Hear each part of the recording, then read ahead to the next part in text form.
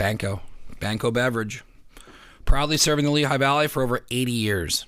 It's 80 years. Say it with me. 80 years. It's a long time. Over 30 plus breweries distributed, including Miller, Yuengling, Pabst, Guinness, Heineken, plus a generous variety of imported and specialty brands. They are located at Crackersport Road in Allentown, PA. Can't get any more local than that, Lehigh Valley. Banco Beverage is locally owned, operated since 1933. They have an exceptional team of staff dedicated to making their customers happy. If you're interested in having Banco be your purveyor for whatever bar or establishment you own, you can go to www.bancobeverage.com. I have the information in the ads as well, and I want to thank Banco for coming on and being a sponsor. Myself and Tony are working on some projects, and we are going to be bringing some really cool content, as well as Banco is going to be providing for a lot of the things that we do event-wise. So thank you, Banco, again. Thank you, Tony, and check out Banco Beverage. Giacomo's Italian Market. What an awesome relationship that has blossomed between Never Again Studio and Giacomo's Italian Market. We've been working with them with Studio Kitchen. We've been doing their Italian sausage and going to pop-ups with them. I love Sal. I love all the guys over there. It's always awesome collaborating. And you should go check them out. They got specialty Italian items. They're famous for the cheesesteak, the sausage. I can't even list everything because everything over there on that menu is fantastic. It's a home run. They are in Easton, PA, 700 Cattell Street. That's 700 Cattell Street in Easton, PA. They are over by College Hill. It's a dope area to check out. You need to go there. They got plenty of inside seating. They got all kinds of specialty Italian things off to the side, a pasta, vodka sauce. I usually just go there because I'm not making it as good as Sal. So I pick up my vodka sauce and, I say, what's up? We got some oils and all kinds of different things. But I can't say nothing but positive things over at Giacomo's. If you know them, you know them. If you don't know them, you're crazy and you need to get over there. That's 700 Cattell Street in Easton. That's Giacomo's Italian Market. Tell Sal what's up. The Curious Plantaholic, located in Nazareth and Clinton, New Jersey. The Nazareth location was opened first, and I met Jenny. We immediately hit it off. I knew we would start working on projects. She is the energy and the breath of fresh air that Nazareth needs. I started buying plants off of her, went down a rabbit hole. Now I got a bunch of plants I got to take care of. I'm trying my hardest. People are helping me. What an awesome shop for plants, retail. The energy in there is amazing. The employees in there are amazing.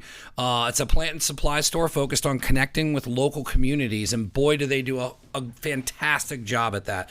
I can't say enough about these guys. You need to go to their locations and check them out, but they also have plants for sale online. It's curiousplantaholic.com, and right now they have 2 locations, which is Nazareth, and the other one is Clinton, New Jersey. Please check them out, and you can get more information at curiousplantaholic.com. I'm going to be working with Jenny on some other projects as well, so you will see us kind of creating a vibe and some things going on in Nazareth. We're really going to help kind of revitalize and get some things going on in Nazareth. So if you want to, please check out the Curious Plantaholics in Nazareth. Support local, support us. They support the podcast. Thank you so much for coming on as a sponsor. All right. Never Again Radio episode. I have no clue where we are or what we're doing. Welcome to Never Again Radio. We just jump into it. How are you, neighbor? I'm good. How are you? Good. You guys moved in. There was immediate buzz, and everyone was like, plant store, plant store, plant store. And then I went down, and I was like, we have a plant store. This is somebody who knows what they're doing. The vibe was good. It was nice to have the block shaken up from nothing on it. We have, I don't know. I'm excited to be on that block eventually. Me too. Excited to have you. It's so awesome that you're in Nazareth. Please put up with the frustrations in Nazareth. I promise I'll help you. But when the hell did you start getting obsessed with plants to call yourself a plantaholic and then to open up a store called Plantaholics? As a child, actually, my grandmother got me into plants. So she raised me, for most of my childhood, and she always had plants in the house. Your typical grandmother plants like pothos and spider plants and like spider plants all day. All day. Babies in cups all around the house, you know. So it was always her, and every house had to have a plant. I grew up in the south side of Bethlehem, so it was very like a Spanish-driven neighborhood. So all my friends, like their parents had plastic on their couches. Yeah. Because like when you watered your plants, you got, you know. It makes sense. Yeah. So it was just one of those things where like we all just grew up. We had a plant store on our street. What was a plant store on the street? To be honest with you, I was so young. It was in the 80s. Yeah. I'm dating myself. No, I'm an 80s boy. Okay. I remember because it reminded me of down here there used to be...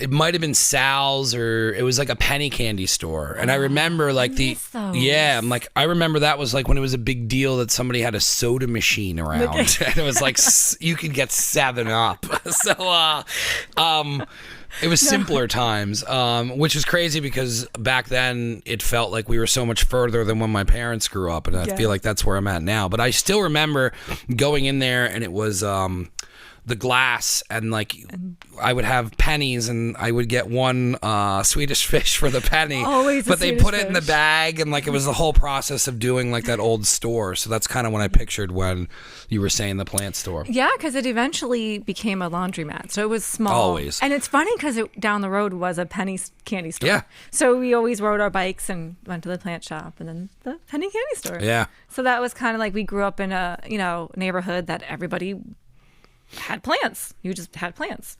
So that was kind of how we got into it. And then I moved out at 17. Didn't really get along with my mom when I finally did move in with her. We have a beautiful relationship now, but we do well not living together. Yep. I started being able to communicate with my father at 39. 39.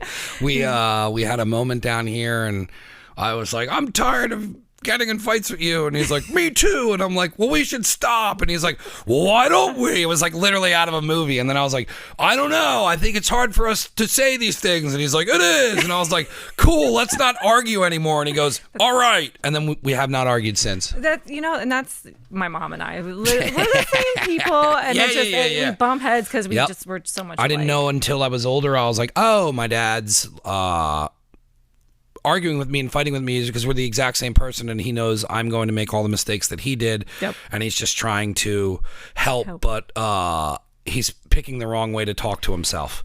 Exactly. That is exactly it. And it's so funny because it wasn't until I was older and more mature myself to have these type of discussions with my mom that I realized she was a plantaholic too. Yeah. And like always had plant, and I didn't know her growing up, so I didn't know her house was a jungle, and I didn't know that.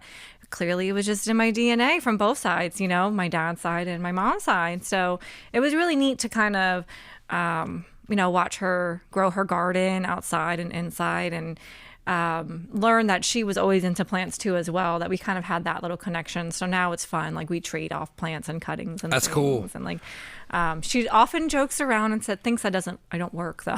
Yeah. Everyone thinks I don't do anything. She's like, what do you do? And I'm like, I don't ever stop. My friend actually said the other day, he was like, yeah, like we were all doing stuff and, had to work today and whatever the thing is that you do. They never think, just because it looks fun to everybody, trust me, it's way more work. Really hard. Way more work. That's exactly like what I was telling my husband, where I was like, I just wanted to wear a cute apron and pot plants all day. Yeah. Like, I didn't overthink the social media thing, the buying, the politics of the town and all of that stuff. So it was definitely a huge learning curve, and I often joke all the time. It's all the stuff that you don't, like all the stuff that I know is coming, but I don't know what it is right now. Yeah. So it's like, like I keep trying to tell Gina, I'm like, well, this is only the stuff we were thinking we need. Yeah. I said there's going to be so much more with like ordering the flour and like lining that all up and having the people drop it off and all that stuff. And learning the buying process. Like, first of all, shipping is just ridiculous, the price of shipping. So it's like, well, do I buy extra, and how do I store it so I don't have to pay shipping, and how do I... So it just was a huge learning curve. And I won't lie, being in downtown makes all of that more difficult, because how do you get a huge truck on a tiny road? And You if know, the parking spots are filled, now you're basically on the corner yes. and the light's there. Crossing the streets with boxes and waving hi to the locals. Yep. You know? And God forbid it shows up unplanned. It's happened in the summer last year where like I had a cute sundress on and this huge tractor trailer shows up with, 45 boxes of plants, and there you are bending over on Belvedere Street and getting honked at all day. I used to Makes you feel good. I get honked at for the wrong reasons.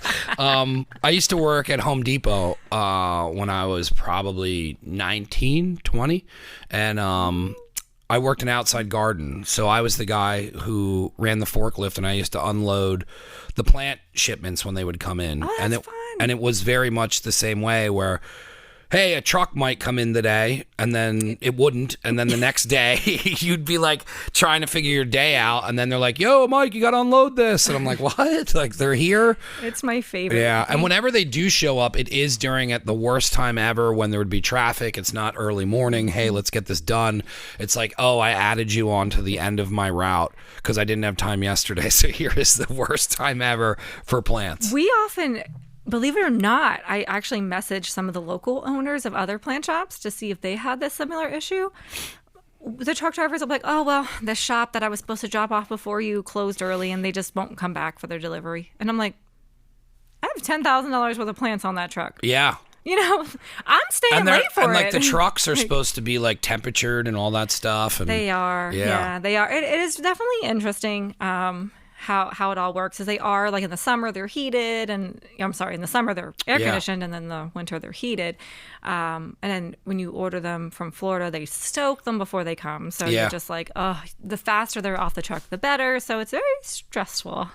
The deliveries are very stressful. The only one who I know I think delivery works out, but it doesn't even work out for. No, it doesn't work out for them. It's the same issues as Emily's getting ice cream on the corner, because then that like jams that up. Yeah. Right there. And there's been a couple accidents and stuff, but it's like, it's a small town and it's what you got to put up with. And that's a loading zone. And, it's just, if you're from town, you kind of know to get around it. If you're new to town, it's just as annoying as the town that you live in. Right. The town itself, there's red lights everywhere. And I always die laughing because Belvedere we're famous for hit and runs, because half the time I don't think it's the locals just being a jerk and hitting your car and drive. I don't think they realize they took off your mirror. I think it's just, they just don't realize it until they get home and they're like, well, why is my mirror gone? Because I really think that people would stop, but it happens so often because everybody flies down that road and I'm like, dude, there's a red light. What, are you slamming on your brakes? And what are you doing? It happens a lot out front where... And it surprises me because they go past the police station. Yeah. Wow. And then it was like... thoughts about that. When you save that for episode 2. Right. Let us get comfortable first. Dip our toe in the water. So at 17, you ended up moving out on your own? Yeah. Or moving in with your mom? I moved out on my own because at 14 was when I moved in with my mom. Okay. What was that like being 17 years old trying to find somewhere to live? I was really lucky. I had a large friend circle. So the day that we had our huge blow up fight and I was out of the house, I left with the clothes on my back. And went to go stay with a friend that I was working with at Dorney Park at the time. Yeah, free rides. Yeah, his mom only had boys. And it was really cool because she's this opera singer. So I got to go to Broadway a lot and watch her practice her opera, and it was very. You're like, wait a minute, it was a good idea to move out. Yeah, I got to experience different cultures. Yeah. I grew up again very sheltered, Southside Bethlehem. I knew my little inner circle, and that was it. So it was really cool to kind of live that little life, and obviously didn't leave my home in a happy note. So we weren't friendly for months after that. But then eventually, obviously we made up and we got to talking and I got some of my belongings from my parents. But so yeah, it was like that. And it was I couldn't legally get an apartment because I was a minor and I didn't go through the legal channels to move out. So I wasn't like emancipated or divorced my parents or any of that. So I had to wait till I was 18 to get my own apartment. And my grandmother on my dad's side just could not wait. It's the day I got those keys, she showed up with like this huge pothos and was like, all right, put this in the window. And I was just like, it's gonna die. It's still alive, guys. It's still alive to this day. That's awesome. It's in pieces, but it's still alive. But yeah, it goes here, water it once a week, don't forget. And I'm like, no stress, I'll keep it alive. And of course, as soon as like I got into like decorating my home, I realized I really enjoyed decorating it with plants, watching them grow. When they were dying, nothing made me feel better than when I was killing a plant and then I was able to save it. Yeah. I was like, oh, look at me. Look at what I do know what I'm doing. And then as I got older and I started working for an eye doctor early on at 18, the manager took me under her wing, and the owners, we just really hit it off. They were from Wilkes-Barre, and they just saw something in me, so they just dumped money into me, got me educated in the optical, got me licensed, and just really got to support me. I got married at a young age and divorced at a young age. They helped me like get through it all. Eventually, they started to kind of expand, and they moved their shop. So I ended up looking for another job closer to home. We didn't part on bad ways or anything, but the place I ended up managing for a long time, I remember it came time for my yearly interview, and he was just like, it's not like you went to college for this, so at what point can't we cap you out? And I knew I was worth more than what he was paying me. Yeah. I was actually not a very confident person, but I was really good at what I did. I enjoyed it. So I had a following. If I left, one optical to work for another, people did follow me.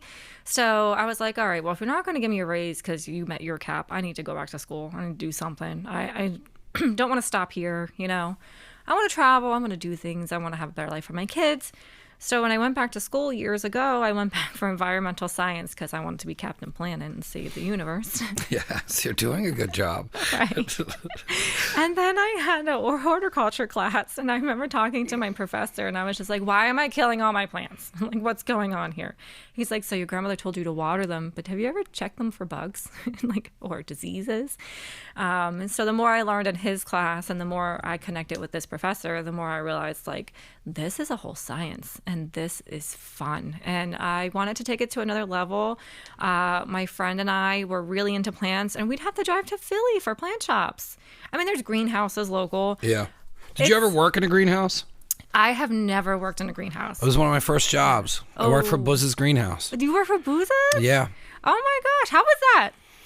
I shouldn't ask, maybe. No. Well, it was a different time. I was sent over to Notre Dame for behavioral reasons. Nazareth asked my mom politely. They called and said, Not you.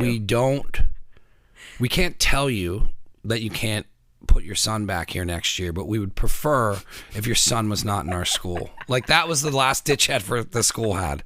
Before they prepared for war of what would be me coming back and putting everyone through a year and not doing any homework and just leaving and just listening to nobody. So my mom was like, do you want to go to Notre Dame or do you want to be grounded all summer? So I went to Notre Dame, and then when I was there, I was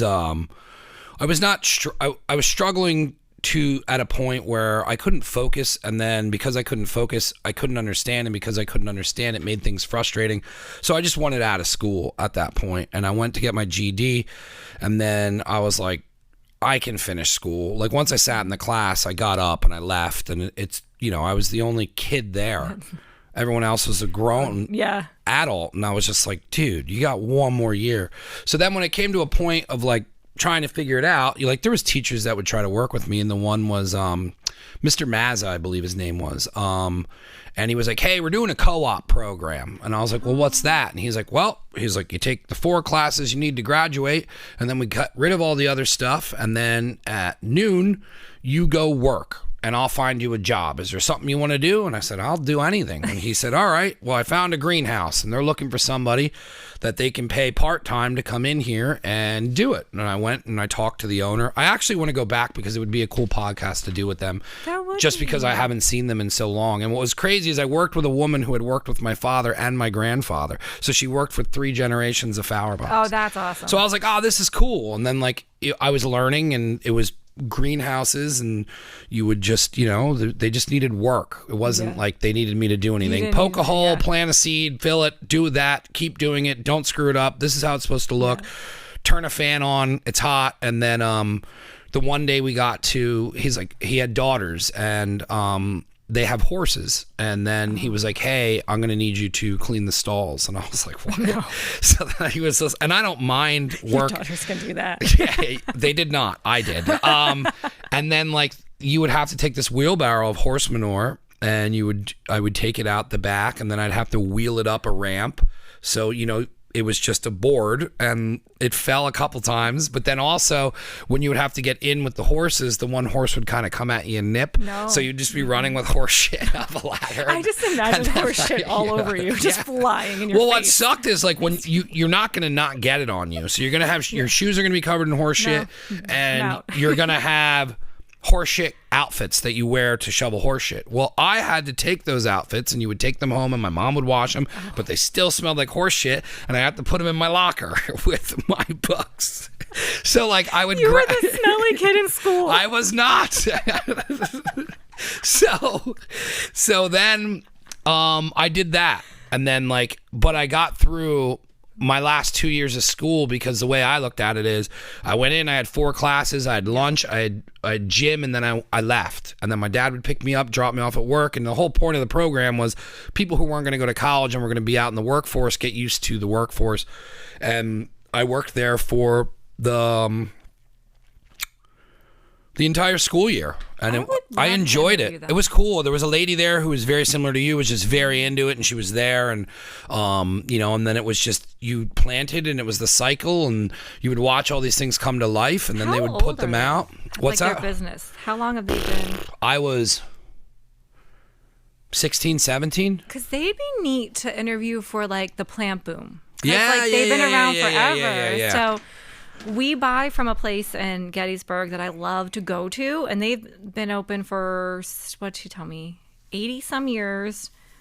Her grandfather or great grandfather started it, and then the family just, all of them work it. Like you're an uncle, second cousin, everybody works in the greenhouse.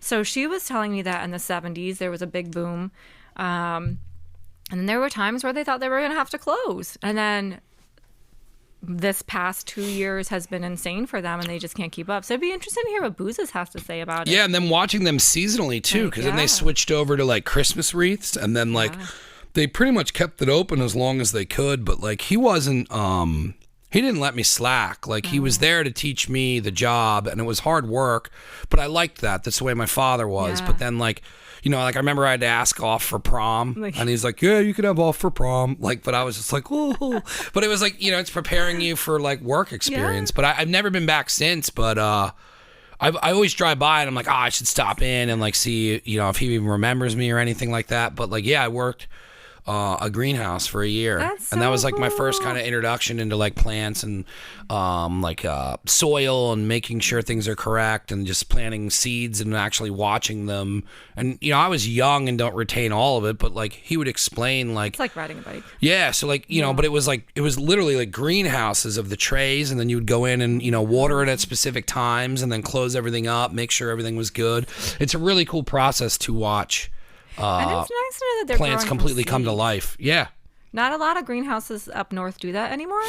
A lot of them just buy from Florida wholesale and just add a couple cents onto them and then charge them. You know what I mean? So it's nice to know that they're still one of the few that grow plants from seed. I know they went down the houseplant route though, because it'd be stupid not to, because it's huge right now. It's years ago, you couldn't even find a t-shirt with a plant leaf on it. And now it's there's all these cool hip shirts. You go to Target, the dollar section's loaded up with planty stuff. And it's just cool to see us all be represented now. It'd be a cool hip thing. Yeah. And I walked into Boozes because I do like to get my flowers for my house and stuff there. And I noticed they had a huge houseplant section now. And I was kind of, naturally, I walked over to it. It was big when I worked there. They had tables and tables and rooms, and then on top of it was the farm behind it. Yeah. It'd be interesting to go over there and just see if it's set up that way, or if any of the girls that were his daughters ended up taking over it, or I think it was a family business that his mother, or father did, and that was always their farm. Yeah, I think they definitely are involved because there's, well, I shouldn't say definitely, but there's definitely We're just younger making stuff up about booze and women. stuff. I know. They end up Jump on. hating us. Like, Hear that why are you talking podcast with those about two us? loonies from Nazareth? They don't know what they're talking about. That guy never worked for me. Right? We're saying good things. Yeah, they were all positive. Yeah, they're all great. Believe me, episodes 2 and 3 will be swinging a different way. I was gonna say something else. No, they really are. It's neat too because a lot of our customers go there. Yeah. And They've been around for forever. Yeah, and we've even have a customer who she told me she just got a part-time job there and she's really excited about it. So it's just really neat to see like there's more options now popping up. So it's just really cool to see that. Even like Dan Shantz is a big greenhouse that I used to always go to, and there's a certain time of year where they're not selling outdoor stuff. So if you went like in January, you were going to get houseplants there. And now it's different. You can go there and find houseplants there year round. So it's nicer to have more options now because I think that they used to just be the side of the road. Yeah. When my parents are into flowers and my dad like does the backyard and like, he over the last couple of years he put bamboo in and like cut out sections so it's like a little bamboo area. He's really good with all that, and then my mom will kind of pick stuff out and they'll work on it together. But I remember as a kid they would just take us to like, off of 512 somewhere where now it's like, even Home Depot is like bringing stuff in. And, when I was there, it was, they had, seasonally they had a ton of stuff and a shitload of people go there. But then to see the growth of like all the different, because then it was going from greenhouse on the side of the road to people opening plant stores. Yeah, it's so cool to see. Because like I said, my friend and I, we used to drive to Philly. We would drive to Philly, go to plant stores. Cause it's so how was that? different. Because I want to know like the trip and what you guys did, because I used to go in the city with my buddy Kevin and we would get records. So like we would go in and we would, it would be a day. We're going down there for food. We're going to be drinking. We're going to be doing, we're going to be checking out the city. Like, back then it's like, it might still be popular, but what was the main street everybody would go on? I can't think of it, but there was like all kinds of stores and stuff on there. So we would make it a trip where we go to like Fat Beats or go to these different basement record shops before the MP3s came out, where you would actually be able to go get vinyl that you would DJ with. Yeah. So when we would do that, it's something that we still do once like every 2 months going into the city, because it's just a tradition we did doing it. So is that what you guys did similar? As you go down? Yeah, we did that. Like hang for the day? Yep, we would do day trips. We try to switch it up. There's a cool antique shop by the one by Urban Jungle that we would hit up the antique shop and also hit up Urban Jungle. A few bars in between. We could stop and get appetizers and drinks. It's fun because probably back then there wasn't stuff like that around here. You had to go into the city if you wanted to go get food like that. And if you had enough beers. drinks before you walked into the plant shop, You didn't care. Yeah, I'm buying that plant. Yeah. It's $200. It's going home with me. Yep. I'm drunk. What are you gonna do? The ride down, you're like, all right, I'm only getting this and that. And I want to come home with 100, but I'm bringing 200. Yep. And then you're in, you're half in the bag, and you're just like, you know what? I'm buying a new thing for my records. I only live once. I'm getting it. Every time. It was before YOLO. Yeah, right. Exactly. I'm literally like, never gonna see that plant again anywhere. Yeah. So what's the differences with the Philly shops? Honestly, we actually a couple months ago and went back down just to be like, because I actually am friends with most of the people who own the plant shops in the Lehigh Valley. I really like them as people. We're not at least I don't feel that we're competitive. I feel that we work as a team. And so I just, for shits and giggles, was like, hey, Yuri, let's go to Philly and do the plant shops and, get drunk and have a day. And we sure did. And we walked into the one plant shop that usually is loaded. We, in our minds, was always loaded with plants. And I'm not going to lie to you, it was like a huge pat on the back. The Valley got it. And I thought it was weird when we would, our little Nazareth, where we get New Yorkers and Philly all the time. I'm like, oh, it's probably because our prices are better. No, it's because the Lehigh Valley got it with plant shops. I found my grandmother's spider plant. That's what we bought when we went a couple months ago. Yeah. They had a small section, literally a tiny cabinet with rare plants in it. And I'm like, I have shelves and shelves of rare plants. And they don't sit. I mean, maybe one or two might last a couple of weeks, maybe a month, which we're plant people. We don't mind. We're watching it grow. But they don't sit. The rare plants they fly off the shelf. So I was like, wow, they have a tiny little area dedicated to rare plants. And we walked around, and the selection wasn't as great as I had remembered in my brain. Maybe I was just drunk all the time. That's why I don't remember. We did drink a lot. But I just remembered them being more lush and having more rare plants. Maybe my rare plants has changed now that I can get like these really hard to keep alive and hard to get plants. Maybe I just remembered it differently, but definitely I was really proud of the Lehigh Valley when we did that. It's different too when you first experience things like that and you take them in and it's like your first time into the city or it's something that you've never seen before and you just take it all in. Yeah. And you're like, and then you're overcharged on it. And then when you take that energy and you make, because when you're in there, it's the idea of what you feel is perfect. But then the more time you spend there, you're like, well, I'd do this a little different. I would do that a little different. Exactly. Then when you take all that and then create the actual thing that you wanted, sometimes when you go back to that, the inspiration isn't the same because you pivoted off the inspiration and made it exactly what you wanted. And then it's like, I've had problems with going back for food and stuff. And it's just like, what was this just that good that day? Or that's why like when I'll go to somewhere and there's still like Two Rivers still hits that burger, like still hits it. And it's like, or Giacomo's hitting the same. Their peanut butter burger. Yeah, I'm in love with that. It grossed me out at first. I was like, who puts that on a burger? And then when you eat it, because it's good. Yeah. But like like I went there because I worked there for a little bit and I wanted to interview Jeremy. And I went in to have a sit down with him, but I went early because I wanted to eat lunch. And then I ordered like the classics of what I ate when I was there or when I was in that area more and would go to Two Rivers all the time. And it still hit the same feels. And it's like, it's hard to do that. You don't know if management changed at that shop or it might have changed owners, but the name seems the same, stuff like that. I think what honestly probably changed was just the plant community itself. Yeah. When they originally opened, you had, you were probably just selling plants to people who wanted to decorate their homes.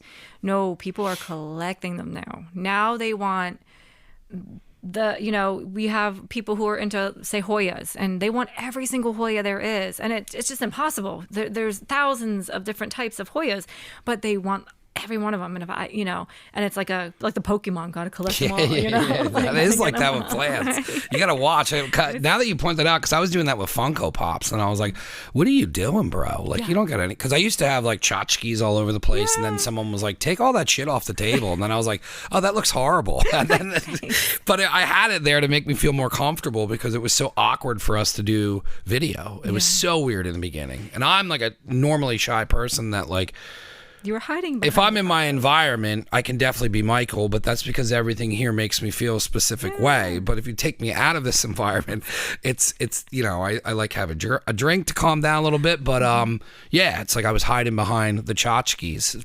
But now when I started getting plants and coming down there, it all started when a friend of mine brought me in there for my birthday, and my friend Katie Drosnock, who lives down the street, she's like really into plants, and she's like, oh, plant shop open, they're doing it correct. And then she took me in there, and then when she got me that one, it started with one, and then it was just that's all it was. It's very similar to buying art. Oh my gosh, I don't look at it with I definitely have a price in mind that all right, well, don't, like we just said, you're only spending this when you go in there. You can find a nice little plant. You do not need self-control. it. That's how I am with art. I just stopped going to conventions and like I just stop putting myself around buying art. Yeah, it's we definitely have those customers. And I will say that I try to run my business very ethically. Like, look, at the end of the day, I'm a mom. I got bills to pay. I have no self-control, so we all have credit card debt. So I need to make money, but there are been times where there are people, and I can see it in them. We used to have this one customer, and she passed away now. She was a Nazareth local, and she had a special needs daughter. And so her whole life was dedicated to taking care of her daughter. She has no, girlfriends she goes to lunch with. Yeah. So 3 times a week, her thing was her husband would sit outside of our shop parked with the daughter, and she would come in the shop and shop. So naturally, we became friendly because you were in my shop 3 times a week for a couple hours. We ended up just falling in love with her. We just love her whole family. But when I tell you, she would drop $300 to $400 each visit on a plant. And finally, the one day I looked at her and I was like, you know what, my love, I don't think I've ever seen you purchase anything to take care of your plants, like fertilizer or insecticide. Like, they're living things and they can get bugs, and they can get you can bring a bug in your home. You got to treat them. You have to take care of them. No, I'm good. If I kill that plant, I'll just buy another one. This is what I do. This is my life. Yeah. And that's how she wanted to be. But I just wanted her to know, like, I don't want your plants to die. So you just have to come back and You buy definitely another care one. about it. I noticed. I want you to have a healthy, happy plant. If people are into plants, they give a shit whether or not they're alive. I'm slowly turning there where, there's a lot of, like, when I first started having the plants in the window, if they die, they die. Yeah. If they die, they die, and that I'm gonna try. It dies. Yes, and then when I started just being a little bit more relaxed and just having a schedule and taking care of it and being appropriate to it, everything started to change. Plus, that window's it's the perfect temperature in there in the summer, and in the winter it is way too cold. So like I started in the winter and was like, oh, and then when like I put 2 and 2 together. But like what's funny is I started having people text me. And they'd be like, yo, what's up with the plants in your window? And I'm like, what do you mean? They're like, they need to be watered, Michael. And then like these girls were hitting me up and they're like, you need to start taking better care of your plants. And then I'm like, yo, like you drove by, you didn't even stop in to say hi. And now you're giving me shit because my plant leaves are brown. And I'm like, yo, I just started this and I'm defending myself. And I'm like, it wasn't the police. But plant no, I haven't gotten text in a while. Somebody actually said, your plants look good. Yeah. So like, plant people, when they go all in, they're all in. They give a shit. And it's fun going in the store too, because then you see other people who are just into it as you are, or if you're like a newbie like me, where you're like, you see the different people coming and going, where you have your serious people who are looking at your very exotic section, and you could tell they've looked at the plant twice already. Yep. And like, but it's fun to go in there, and then the vibe of the place is really cool, and then it's like you have anybody from any level, and I'm always open with where I'm at, and it's easier to get help that way. So I remember when I first came in, I was like, yo, I don't know anything at all. That's why it was so important for us to hire people who just cared. Like you don't have to have a college degree, which one of our staff members does. He went to college for horticulture, worked in a greenhouse for years, has a specific type of degree too in horticulture that he'll probably correct me and tell me what it is, because I don't know. I listened to the show. Yeah. You were wrong. I'm putting in my resignation. Right. I quit. He's such a laid back human being, and I love his calmness about him, because some of the people, there are people who got into plants over the pandemic. And those people are now experts, Yeah, I didn't even think of that. They're like, oh my God, we had one lady who gave us a review, and I'm so happy she posted a picture, an older woman, and she goes on Google, I'm just trying to help the owners out. I hope they see this, but I bought this plant and I was really disappointed. It had spider mites all over it. And I was like, they're like 1 star, but I love the place. So, the place is great. And I'm like, oh my God, she bought a plant with a bug on it. And why didn't she call us? I would have replaced it. So I look at the picture. There's no bug on the plant. Thank God she posted the picture, because now I'm like, oh, I ain't worried about her review. There's no bug on that plant. But it was one of those moments where I was a little freaked out, because I'm like, great, people are going to think we sell plants with bugs on them. And how do I reply this without sounding rude?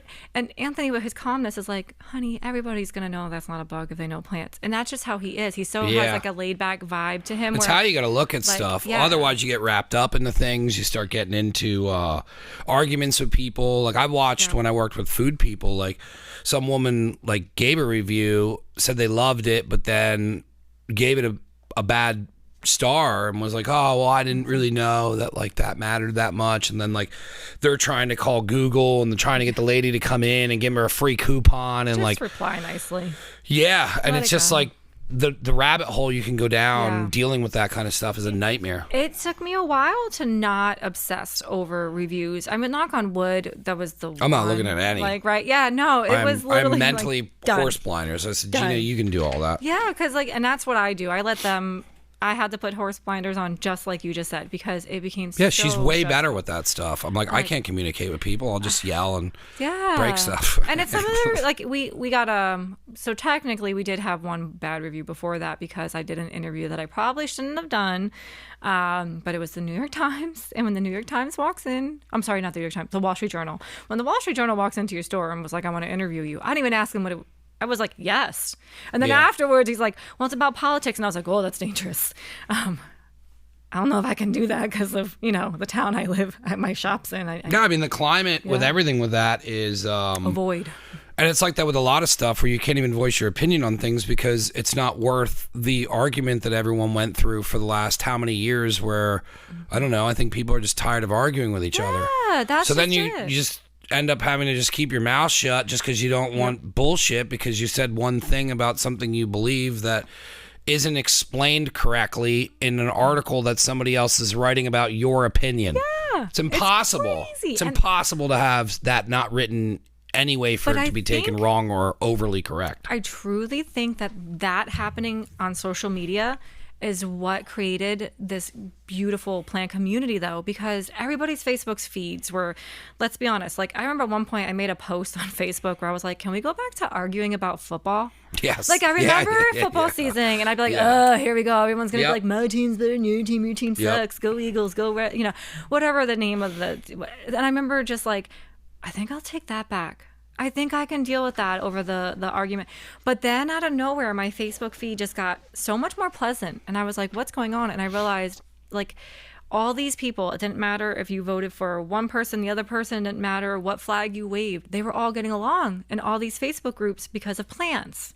It doesn't matter who you vote for or who you didn't vote for. It doesn't matter if you're gay or straight. It doesn't matter if you're Catholic or not Catholic, or none of that mattered. Everybody had like one common interest, and it was plants, and they just dove into it. There's no arguments. There's no political debates. There's no football debates. It's just the social media feed got so pleasant, and like people just want to give people things. Oh, you can't afford that plant, I'll give you a cutting. And I remember the one time I sat back and I saw somebody offer somebody this really rare, expensive plant cutting, and I knew both of the people personally, and I remember thinking to myself, wow, the power of plants. Because those two people would hate each other in the real world. If they followed each other on social media, they would unfollow each other right away. But here they are connecting and like over plants. And I think that's what made the plant world just that much crazy. We were locked in. We had nothing to do but make your house nicer because, COVID. And everybody was hating each other. Nobody would agree on, should we be on lockdown? Shouldn't we be on lockdown? Should you wear a mask? Shouldn't you wear a mask? And we're all like, but there's plants. Yeah, can we just talk about plants? That's how I was through the whole thing. Plants. Like, hey, can we, because I just kept ripping podcasts. And I was like, all right, well, like, I didn't realize when this was started that I was building it in a situation where I needed to put energy in things and to feel okay. And then the more I used it in situations in life where somebody died, and then I just focus on never again. As long as you focus on never again, it's such an impossible goal that I can't believe the things that I'm about to do with it. Like, exactly. I didn't know it would ever go this far, let alone it was never for anything other than me to navigate through tough times in life. And then when you find something, whether it's an avenue of positivity or it's a plant or something like that, and you stay in that lane, it essentially makes you a better person because you're not being distracted and throwing energy at people and arguing with people because you're frustrated. Exactly. And then it's like, if you don't have anywhere to put any of that, you end up doing a lot of really stupid things where I'm sure most people wouldn't admit, but your ride home is dumb. And you're like, am I really, everyone has conversations of self-doubt. And there's times where I look at what I'm doing and I'm like, should I have done all this? And like, that's a moment when the answer is yes. But if you've done terrible things, you have that moment. So if you don't have anywhere to go with that, you're just a miserable person who's frustrated and has nothing to do. And that's like when I started putting more attention in here and started changing my life and this just started becoming a thing that I was doing all the time. It became a part of who I was as a person. Yeah. And it's like, I bring people on here to showcase that has happened with them. And it's obviously happened to you with plants, but that could happen with anybody, with anything. I mean, I'm dipping my toe in the pool because I know what's going to happen when we start working together, and I'm like really gonna get obsessed with just decor and how things look and keeping plants alive. But like, that's such a healthy place to be, where like you're taking care of something and growing it. So it's like, I remember when I couldn't figure out why like the tips of my plants were turning brown, and then I was like, oh, who can I ask? I'm like, Google it. So I Google it, and it tells me what to do, and I start paying attention to things and like start doing it differently, where like I'm happy that all my plants are alive, and it's something that I do once a week. But you can definitely go deeper into that. And then it's like, and then I see people that like will post stuff where they have whole rooms dedicated to it, and like they do stuff, and I'm like, oh, this is similar to what my parents did.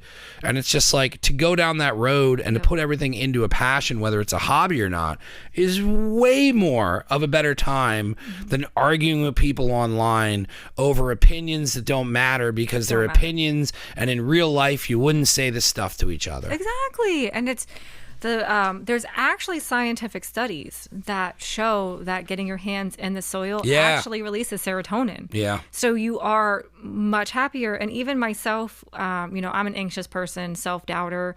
I'm a people person. I like talking to people, interacting with people. My old bosses used to hate if they took me off sales floors as a manager, because they'd be like, "Oh, you're the best sales," and I'm like, "Because you're just talking." Because I talk. Yeah. I'm like, I don't know. I'm just talking. Like, I don't know. Yeah. Like everyone would always say to me, like, "Oh, you're so good at networking," and then I'm like, "Well, I'm just naturally talking to people like people. Yeah. I'm not trying to sell them anything." Imagine that. Imagine treating a person like a person. And imagine if you gave them the option of whether or not they wanted to buy it, instead of forcing them with pressure and lies. No, explain. Yeah. And that's where I was just like, okay, I'm tired of making money for people, but I want to do something, but I want to do it the right way. And so this actually took a while for me to like get the nerve to do it. Like it was, like you said, self-doubting. I'd be in bed at night and I would just be like freaking out all night long. Were you working all the way up until you opened the shop? I actually kept my job.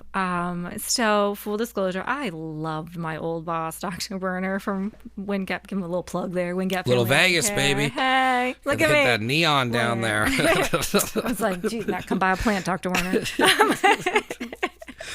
But I loved him. He was kind of like, he's not old enough to be my dad, so he would kill me for saying that, but he kind of was like a dad. I have a heart condition. He was always very careful with me, never wanted to overwork me.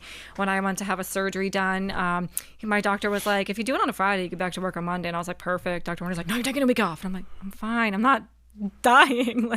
So he was always really good to me. So I actually opened my shop and still worked there for 2 months because I was scared to tell him that I did this. Oh my God, I'm that way too. I couldn't do it. I couldn't quit. I actually. But it's also good that you did that, because when I started this, I got a job over at Widow's and washing dishes, and I didn't care. Yeah. Like, you know what I mean? I don't care. I don't care what people think about me, because at that point in my life, I already knew that I was going to try this, whether it was going to be successful or not. But I didn't know what I was doing. So like, it was good to still have the cushion of a job. And then when I knew hey, Tommy, like, I don't have the time I have at Widow's needs to be on Never Again. And then that's when I jumped. Yeah. But it's not bad having that safety shoot. No, it was definitely a lot more comforting for the grand opening and the push for it. It definitely helped with the anxiety. Like, okay, well, if this does not work out, because it's all doubts all the way up until you have to do it. Yeah, and I mean, God forbid, knock on wood, if anything ever did happen, I'm not concerned. I'm sure I could find, another job. I don't want to.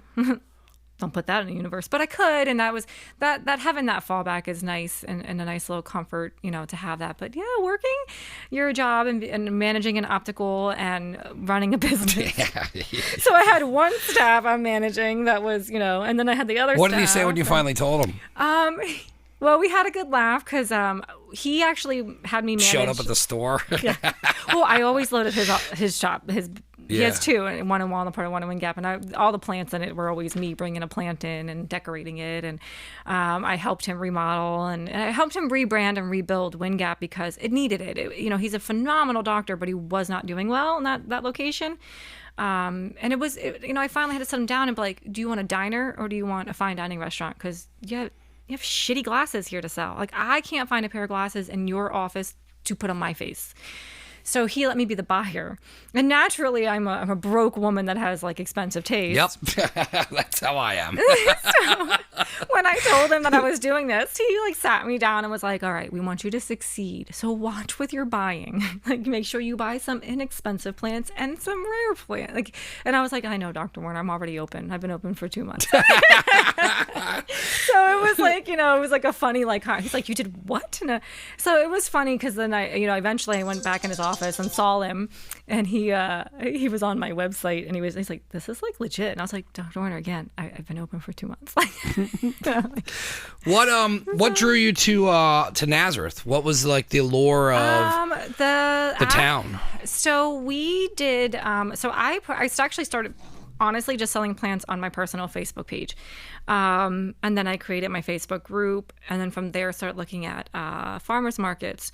And I really enjoyed doing the Bath Farmers Market. The people who run it really are trying with Bath. I just didn't see a location in Bath that I loved to open in. I know they're building it up and they're trying, so it's no dig to them. They got that little crossover there with the cigar shop. And they're doing, and the woman and husband that are buying them all up. Yeah, it's a really cool story. I'd love to figure out exactly who that is, because I think it'd be a great interview. And he must be doing well. He expanded to the next building over. I just saw. Yeah, like they're just like buying buildings, fixing them up, and then like making them accessible for businesses that will survive. Huge parking lot in the back. Yeah. So there's no issue for parking. So it would have been great to have been there because I actually live in Moore Township. But to be honest, I love old historic buildings. So Nazareth has always had my eye for those beautiful buildings. I grew up in an old Victorian home. My best friend Yuri's house was like, we did Victorian house tours, and we would dress up like the little kids when we were kids. Yeah. So like I just have like that love. Like our kitchen was in our basement, So it was so cool to have that, and I love the old buildings here. And we ended up doing the Nazareth Farmers Market, and we went from doing $300 in sales at Bath Farmers Market to getting completely wiped out and doing $2,000 in sales at Nazareth. Yeah. So obviously I was like, well, Nazareth is thirsty for plants. Nazareth is thirsty for a lot of things. Yes. Yes. It's just getting the right things in here is the hardest thing to do. I think what we really just got to do, honestly, is just get different businesses. Why do we have 700 hairdressers and 55 pizza salons? Like seriously, pizza salons. It's literally that could be a thing. Get your hair cut and get a pizza. You can do that in Nazareth. And listen, they're all talented. They're all great, but some of these beautiful storefronts are all flipped into gorgeous. Or what happens too is then like the one across from Belvedere Street is a daycare. Yeah. Like that was such an awesome retail spot. That was retail for forever. I used to be Bill's Bike Shop back in the day. Like tons of history there. And then now it's like the daycare is not going to run out of money. No. Or the school across from here. It's just now a school. Exactly. Oh, the school. Why? Why is that there? That's three floor. So it would be 1, 2. You're missing three spots for retail. I would love that spot. The windows. The windows are huge. I think the problem with this town, and I'm sorry if I get a lot of people that hate me for it, it's the older generation who doesn't want to change. Yep. Smallville. And they're not the ones coming out to support the businesses. So who cares if you don't want change? Stay home.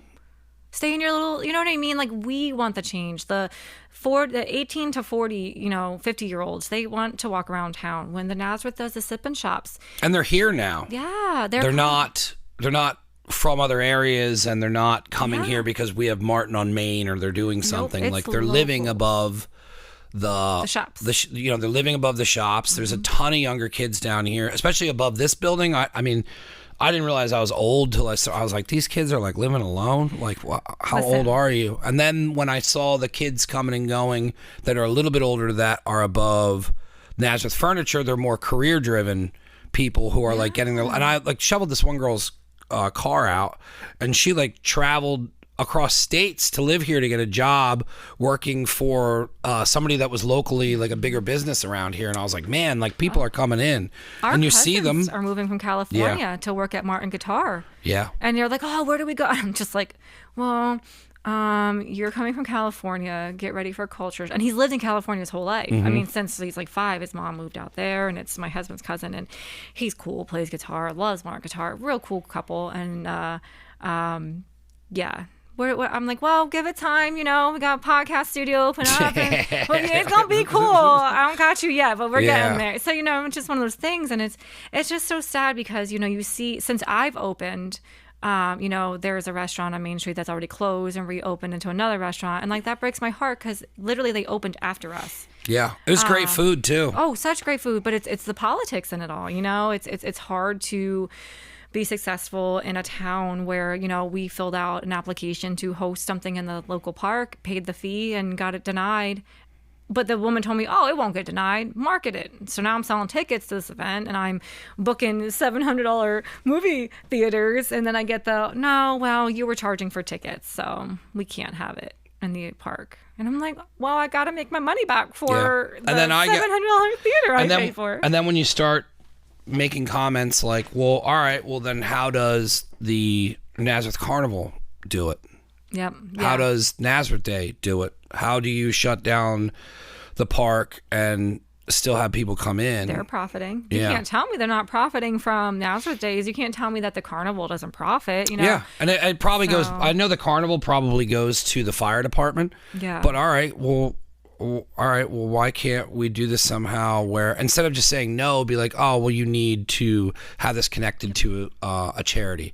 All right, cool. Well, let's take a portion of that, give to the charity. Oh, 100%. Let's pay ourselves for the day's work because it's not free to put an event on. Nope. And then, let's do more of that stuff. And I feel like that's the kind of stuff that needs to change is, the kind of written things that they have that some people get away with doing, some people just do. And then when you go to ask to do it correctly, you're shut down and you're not given any options other than hurry up and wait. And the sad thing is what they're missing is, I wanted that location for the event. I could have went to anywhere else and dealt with an easier process and would have gotten a yes.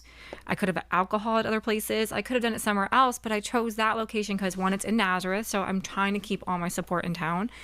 My family, my dad's family, has had their Ebeling family reunion since as long as I can remember at that park. I remember, we do a bake sale. Every kid gets their silver dollar, and my kids nowadays are just like, why are we getting this? And I'm just like, they're old. It's cute. Just take the silver dollar. But we've always did that there at that park. My son goes to the day camp there, Camp Soar. So it's just, it's a great location. We have sentimental value there. Which you're paying to go to the camp there. Yeah. So it's that's I can't the stuff where it's like you either need to change it or you need to change the wording of it because there's too many, well, what about that? And I see all that stuff. So I don't know. I've asked to do things a couple of times and just kind of got really nowhere because they don't know where to send people who want to do ideas. And then I'll just do stuff. And then I just started doing stuff and no one said anything. And the more no one said anything, the more I did stuff.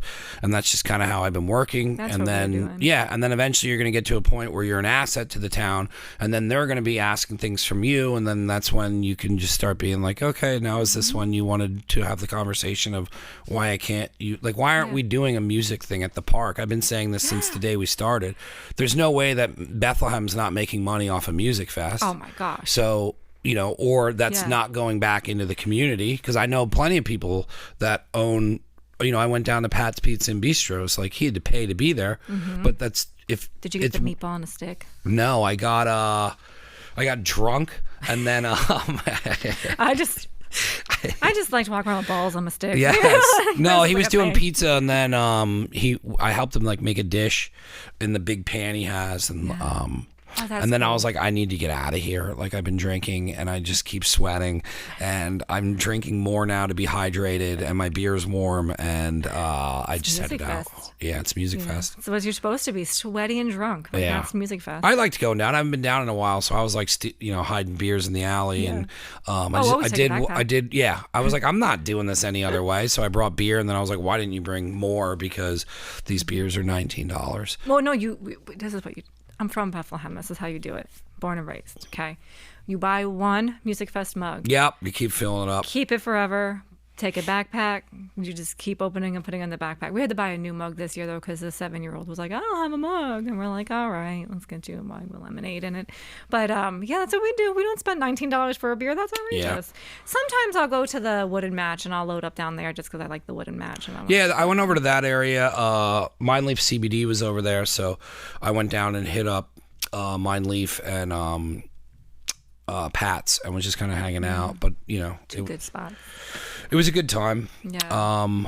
But yeah. But like even talking about Pat's, look what they do with the board, the pasta flakes. Like, Yeah. Brilliant. That's brilliant. Why we have 18 Italian restaurants and pizzerias in town, and they all do the same thing. It's like, guys, you literally 2 blocks away, there's 2 pizza shops. Why don't you guys do something so cool like that? Yeah, I mean, I've reached out to a couple to like come on the show just because I was interested in like how long they've been running a business, and like I might need to go down and ask in person. But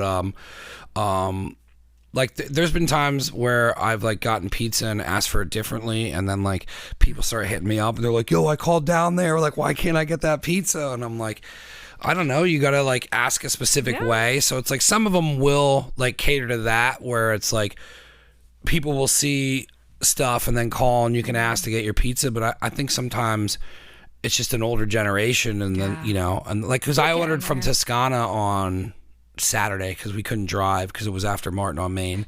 It was 2 weeks ago. We had a blast. But I was like, I'm just gonna get it delivered. So like I got Toscana's grandma pie, which is like really good. And at the end they were like, is there anything you would like to add to this order? And I was like, yeah, I would like you to switch the sauce out to vodka sauce. And it changed the entire pizza, and like we couldn't stop eating it. And I was like, now this is like a bar pie almost with vodka sauce on it. And it's because what I normally do is I go to Pizza Joe's, and I get their Sicilian. That's probably the best Sicilian in Nazareth, but like you could put that up to go against other people as really good Sicilian. Yeah, I would agree with that. So then I asked them to put vodka sauce on that. My friend Kevin turned me on to putting vodka sauce on pizza. I love vodka sauce. Yeah. Panera vodka is like my favorite pasta. So like putting it on pizza is phenomenal, let alone putting it on Sicilian or a grandma's pie.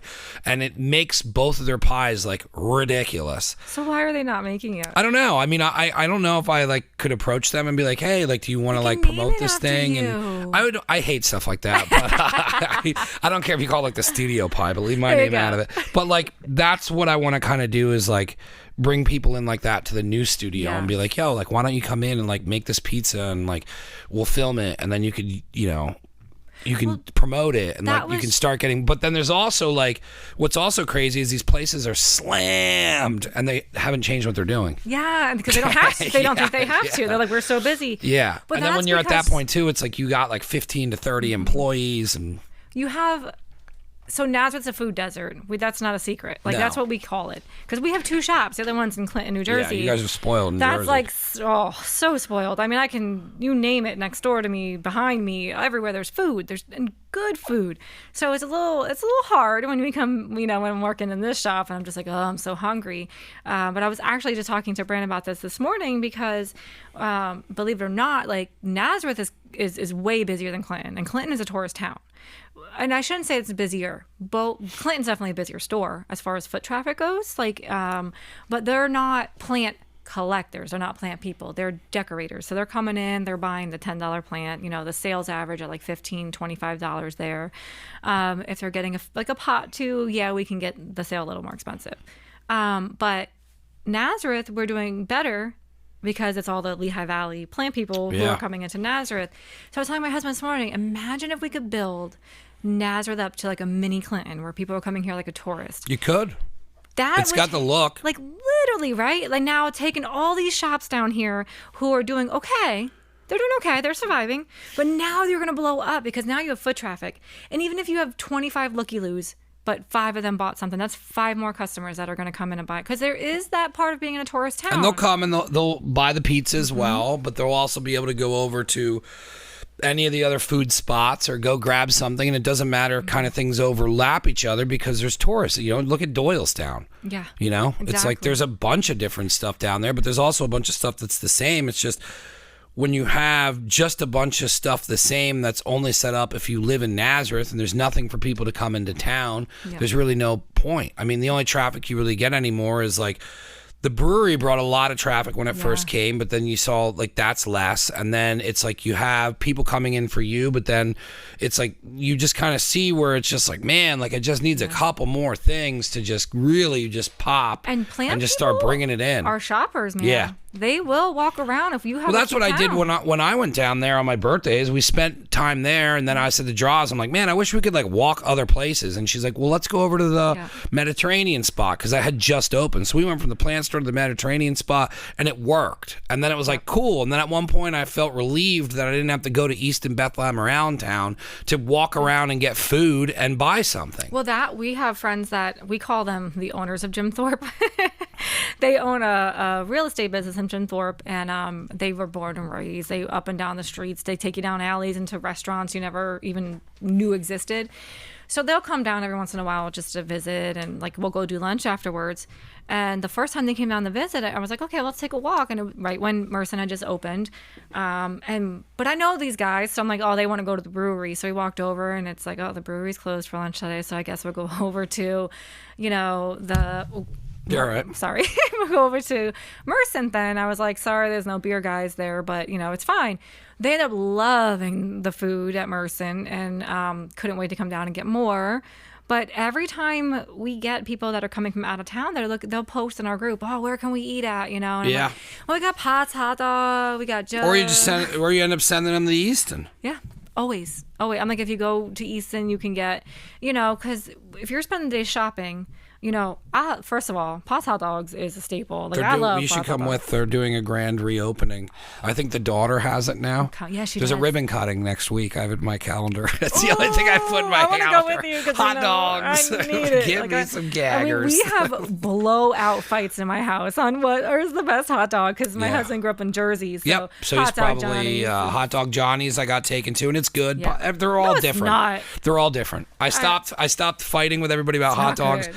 I'll take a roller hot dog. I'll take a Johnny's hot dog. I'll take a Pot's hot dog. Pot's all way. Yeah.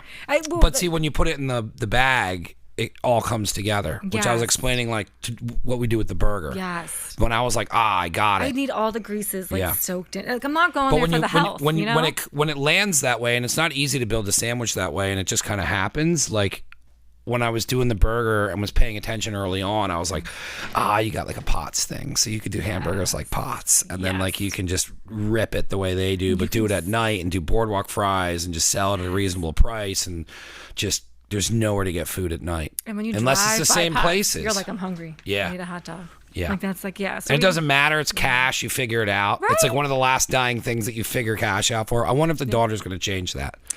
I would highly suggest, since she's in charge of it now, and this is the best thing ever, my friend Yuri that works on Tuesdays with us, he actually works and comes up with a bunch of crazy recipes at the other fish in Bethlehem.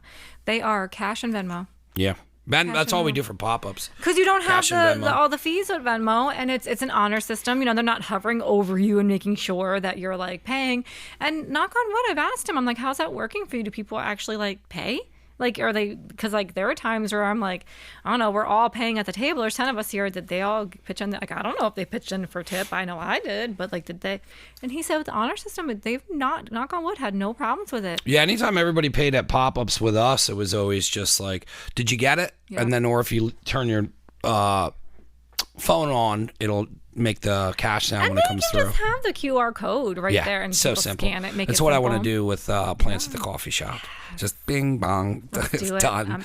I'm in. So at this point, you're open. You chose Nazareth as your location. You got your historical thing. Yeah. What was it like for you to be in there working and seeing all of the busyness and everybody coming together and just coming in there and over? Because I mean, it was overwhelming to hear how much support was coming in, let alone to be in the middle of like trying to navigate that and run the store. So it was definitely overwhelming because I didn't originally think we were going to have that huge of a turnout or support because I knew it was a risk coming into Nazareth. Yeah. We did really well at the farmer's market. I knew the town was thirsty, but when I walked around to look at locations, I literally had the cops called on me. looking into your building. Yeah. I remember you were saying that. So like that's what I was like, okay, so I'm just peeking in, trying to see the space and trying to, so I was like, okay, so this is what we're dealing with. So I just started, I just spoke to the lady who was running the Nazareth Farmers Market. She was quitting, so she sent me a bunch of realtors to talk to. And then I met Lisa and Lori from the NDC, and they just were like, no, here's who you talk to. And like, they helped me kind of get in. I walked into my spot now, hit it off with my landlord. Like, she's the most laid back human being on the planet when it comes to being a landlord. Yeah, those are nice. I mean, if you walk into our shop, you'll be like, yes, she is. Because if you haven't been to our shop, we're not a white walled plant shop. We are very colorful. And she's just the most put together woman I've ever seen in my life. Like, her hair is always perfect. It's never like this. Her jewelry always matches. Yeah. She always smells good. I'm like, do you not sweat? Like, why are you so perfect? So it was definitely, I was nervous. I was like, we're definitely a different crowd. We're very inclusive. We're very welcoming to anyone and everybody. We're right next door to the townhouse. And so we're a couple doors down. The town was not ready for a busy store. No. So it was overwhelming with how much stress I got. Within about 6 months, I was ready to pack up and leave Nazareth. There's no doubt about it. They're very good at telling you what they don't like and what you should do and what you should change. The council. And if you listen, they'll change it. If you listen to a lot of people who will give you their opinion. I've watched people turn cake stores into bakeries and then into cupcake stores and then leave because people said you should sell cupcakes and you should sell coffee here. And she was like, well, this is not what I do. And then there was that much people bothering. And then she eventually caved. But yeah, you can't. You can't. And that's where I had to and again, I literally have I've been hospitalized, with anxiety. Like, it's bad. I've tried it all. Every medication, therapy, talk therapy, group therapy, microdosing, which that, guys, works. Yeah. Just saying. Very helpful in the anxiety department. It did help me boost that confidence that I needed to be like, no, I'm not folding for you anymore. There was the stress of being copied, and it was like I had to really okay, the council. There's one councilman who clearly doesn't like women. Well, buddy, deal with it, because 90% of Nazareth businesses are owned by women. Absolutely. By the way, hello, people support Nazareth businesses alone for that. That's huge, it's a big deal in the world. I think as a woman, it's I think it's a big deal. So yeah, support us. And you just don't get that type of support from the city council. And I will say that publicly as loud as I can for as long as I can until they change. I mean, this man would walk in and it's garbage day. And we would cut all the boxes up and flatten them out because we get a lot of shipments. And boy, would that take a lot of time. I have I call him my brother, he's a friend. He'd come out every Wednesday and help me cut every box and make our garbage just be a little bit. Well, the garbage men finally were like, it's a little heavy stack you have for us. It'd just be easier if you just put some broken boxes inside of boxes. All right. I'll listen to you and I'll do that because it's your job. You're the one throwing them in there. I'll make it easy on you. And the councilman hated that. And he would come in and he would not talk to me. Who's the owner? Well, I am. And they'd look over at my husband. Well, we have a problem with this garbage, And I'd be like, first of all, it's laid out there as neatly as possible. Because who wants a lot of garbage in front of their business? You want to talk about garbage? Why don't you go down South Main in front of my building and look at the tornado of nonsense that goes into my door? I post all that stuff. It's crazy.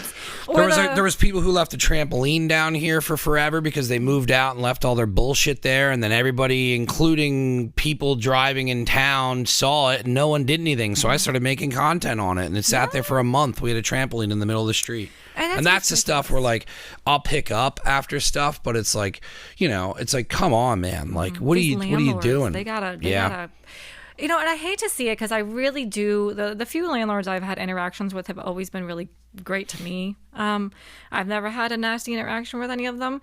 But, there has to come a point where if you have these tenants who are doing that, you got to come down on your tenants. You can't dump the trash on there. I feel like a lot of stuff gets ignored because a lot of stuff's not said. Yes. And I think it's just going to take time of opening new places where you start getting people in, and there's enough businesses where the older businesses that are tired of, hey, this is never going to change, is going to get on the momentum of people who want change, and then you're just going to see it, and then it's just like, and if it doesn't come, it doesn't come. And I'm building myself up to be very self-sufficient in the space that I have, and I'll let businesses come and go out of there to do their own thing, and I'll try and help as much as I can. But if the town never changes, it never changes. But I'm hopeful that it will. Yeah, no, I think it's gonna take just some like pushback. Having a little bit of a backbone is like something I don't do well with, because we have this running joke in my house. I go from like the sweetest human being ever to like, I will cut your fucking throat. Like there's no in between. So that's why I just Gina. Yep. Gina. Well, that's where my husband comes in. But I'm trying to teach myself how to have these conversations. Like it's tough. A neighbor, and there's an alleyway in between our building. And if I get pallets delivered, like, listen, I have a heart condition. I have 2 heart conditions. I've had a stroke, a mini stroke.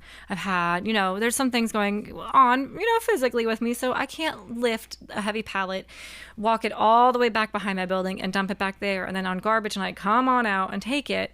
So I put it up against the wall in the alley. It's in nobody's way. If there's a fire in your building, you're going to be able to get out. The amount of times, and it only stays for a day or two, because if it's like, say if I get a shipment on like a Friday, I know it's next Wednesday, I have a local that'll come and take the pallet and then sell it. Like it's fine. So it doesn't stay long, but he will come into my store and rip my employees a new one, and then he'll say, oh, I just don't want my wife to get mad at me. His wife is the nicest woman ever. She doesn't care about my pallets in your alleyway. I've already asked her. It's just like that type of mentality of like the town is just not used to having a busy location. No, they're used to everything not working. Yeah. They're used to the formalities of like what used to be in town, which is pretty much just restaurants and bars, and then this was never known for retail. Yep. And so it's going to be a learning curve for like all the town locals and us, to have that, because at this point now, like I'm in, like I'm dedicated. I'm glad you didn't leave. Like that's all I kept saying to Gina. Just if the plant store makes it till and even Indigo, I'm like if they can hold on till we get in there, we can. It could start moving some stuff around, and it's going to be loud and it's going to be a little bit abrasive, but that's how I like to do things. Gina will put a very nice muzzle on it. Yeah. And I think it's we want to do something really cool and work with people. I mean, we had already talked about projects and doing stuff down here, and then Jay's really into what we're doing, and it's like, I'm hopeful, but I also know that this town is very difficult to change. So if it doesn't want to change with me, I'll do what I'm doing now, which is what I want to do in a town that will not really work with me. So I don't care, because now I'm in the middle of town. So everybody can come and go as they please. If you don't want to come into my store and get breakfast and go through the experience that we want to give, that's totally fine with me. Mm-hmm. But just know that I'm just doing what I'm doing now, which is helping businesses and giving something for people in town to do on a bigger level. And I'm going to work with more people that want to do that. And if you don't want to change, that's all right. But there's going to be this biodome. Stop complaining if you don't want change. Going on in the middle of what we're doing. Yep. So it'll be interesting. I'm not nervous in a way that I think it's going to be a bad thing. I'm very hopeful, and the people that I talk to that are mature and way more intelligent than me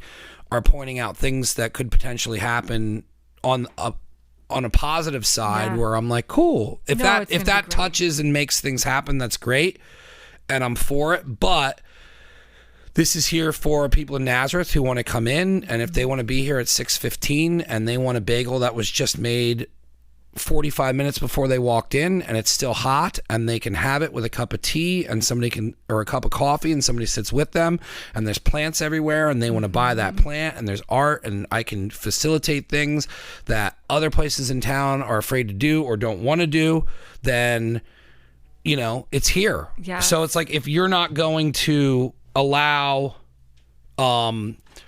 stuff like that to go on, one, you can't stop it, and two, you'd be stupid not to let it grow. Look at what's going on with Easton. Yeah, and well, my favorite thing that I saw in a Nazareth Facebook group, and this is the perfect mentality of some of the people that have lived here forever. somebody made a complaint about the new warehouse being put on 248 and the traffic, and what are we going to do for the traffic? Okay, well, let's talk logical here. Why is that warehouse going in? Because you guys love your Walmart, Amazon, Target, all that. In that thread alone, the amount of comments where somebody was like, well, you got to support small business. Well, one or two older women went into that comment thread and, the downtown business is too expensive. That's a lie. You've never been in those downtown businesses. I've been in all of them. They're not too expensive. They're not. I can speak. I've been to downtown businesses that are expensive. Right? We are not one of them. No. Matter of fact, I being friendly with them and working on events with them, I watch what they're doing with their pricing. I don't know how some of them are still even in business, to be honest with you, with the cost of shipping but besides, take that all away. Even if they were expensive, if you have any type of children in your family, any friends with kids, I wake up every day to at least about 5 or 6 emails from the Nazareth hockey team, the swim team, can you donate for this tricky tray? Can you donate for this raffle? The bowling league needs this, and this rose garden needs that. The amount of donations that the local businesses give to the community is insane. It's absurd. And you're asking when you've never stepped foot in my store. And I'm still saying yes because your child is a Nazareth local and I support Nazareth. So why are you on a social media platform talking about a local business as being too expensive? You're hurting your local community members by doing that. You're people with family. And that's the mentality that a lot of the people in this town do have. And that's where the problem is. Whereas in the valley as a whole, ever since the pandemic, you're seeing an influx of people who want to support small business. They want to support people, not big corporations. They've lost their jobs and now they're creating, items to sell because they need to make money, and it's like, if you're not supporting local and you're not supporting small, you're going to have these big warehouses everywhere. Stop complaining. Yeah. Stop complaining. Don't ask me for a donation for your kids' swim team if you don't support my shop. No, I'm still going to say yes because that's who I am as a person. Of course.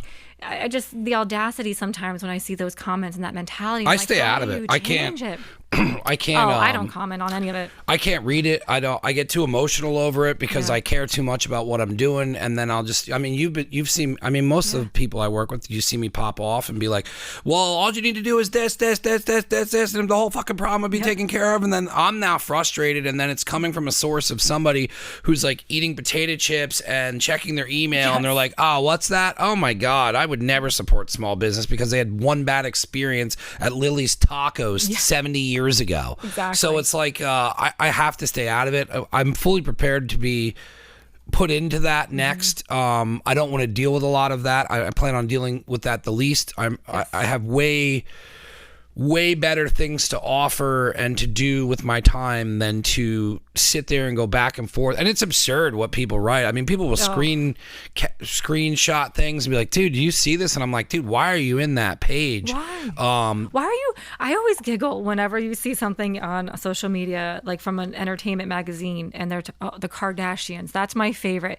I will always click on a news article about the Kardashians for the comments. Yeah. Tell me that's not the most entertainment you've seen all day. Comments are so much fun to get into. You hate some family you don't know. What's awesome is like knowing when to look in comments where you see a post and then someone will just put comments and then you pull them down and it's just boom, boom, boom, boom, boom, boom, boom, boom. Yeah. Because you can't take that stuff seriously. Could you imagine? Because I try to put myself in their shoes. Yeah. These women are now billionaires. Yes. And they're not sitting there worried about this person who's, probably got stains. Who knows what they look like sitting on behind their laptop. Yeah, and then it's like they probably yell cut, and then one of them is like, "Ooh, that one's going to pop hard," and be like, "I know how to do this." Yeah. And then they just go off to like dinner. Exactly. So it's like, and not have to worry about money or stress or anything, and they have their pulse on everything, and every single corporation is calling them because of the views and the numbers, and they just get treated like royalty, and they get the top of the top to pick from, and they got, "Hey, we're just going to, we already have this figured out. We're putting your face on this perfume. As long as you like it, we're good to go. Exactly. And this is how much money you're going to make." And then people are like, "Oh, I can't believe she said that." And they're like, "Well, they're on to the formula." Yeah. It's even with podcasting, when we've been doing it so long, like I do a show that we're going to start doing called After Hours, and we want it to be raw and edgy.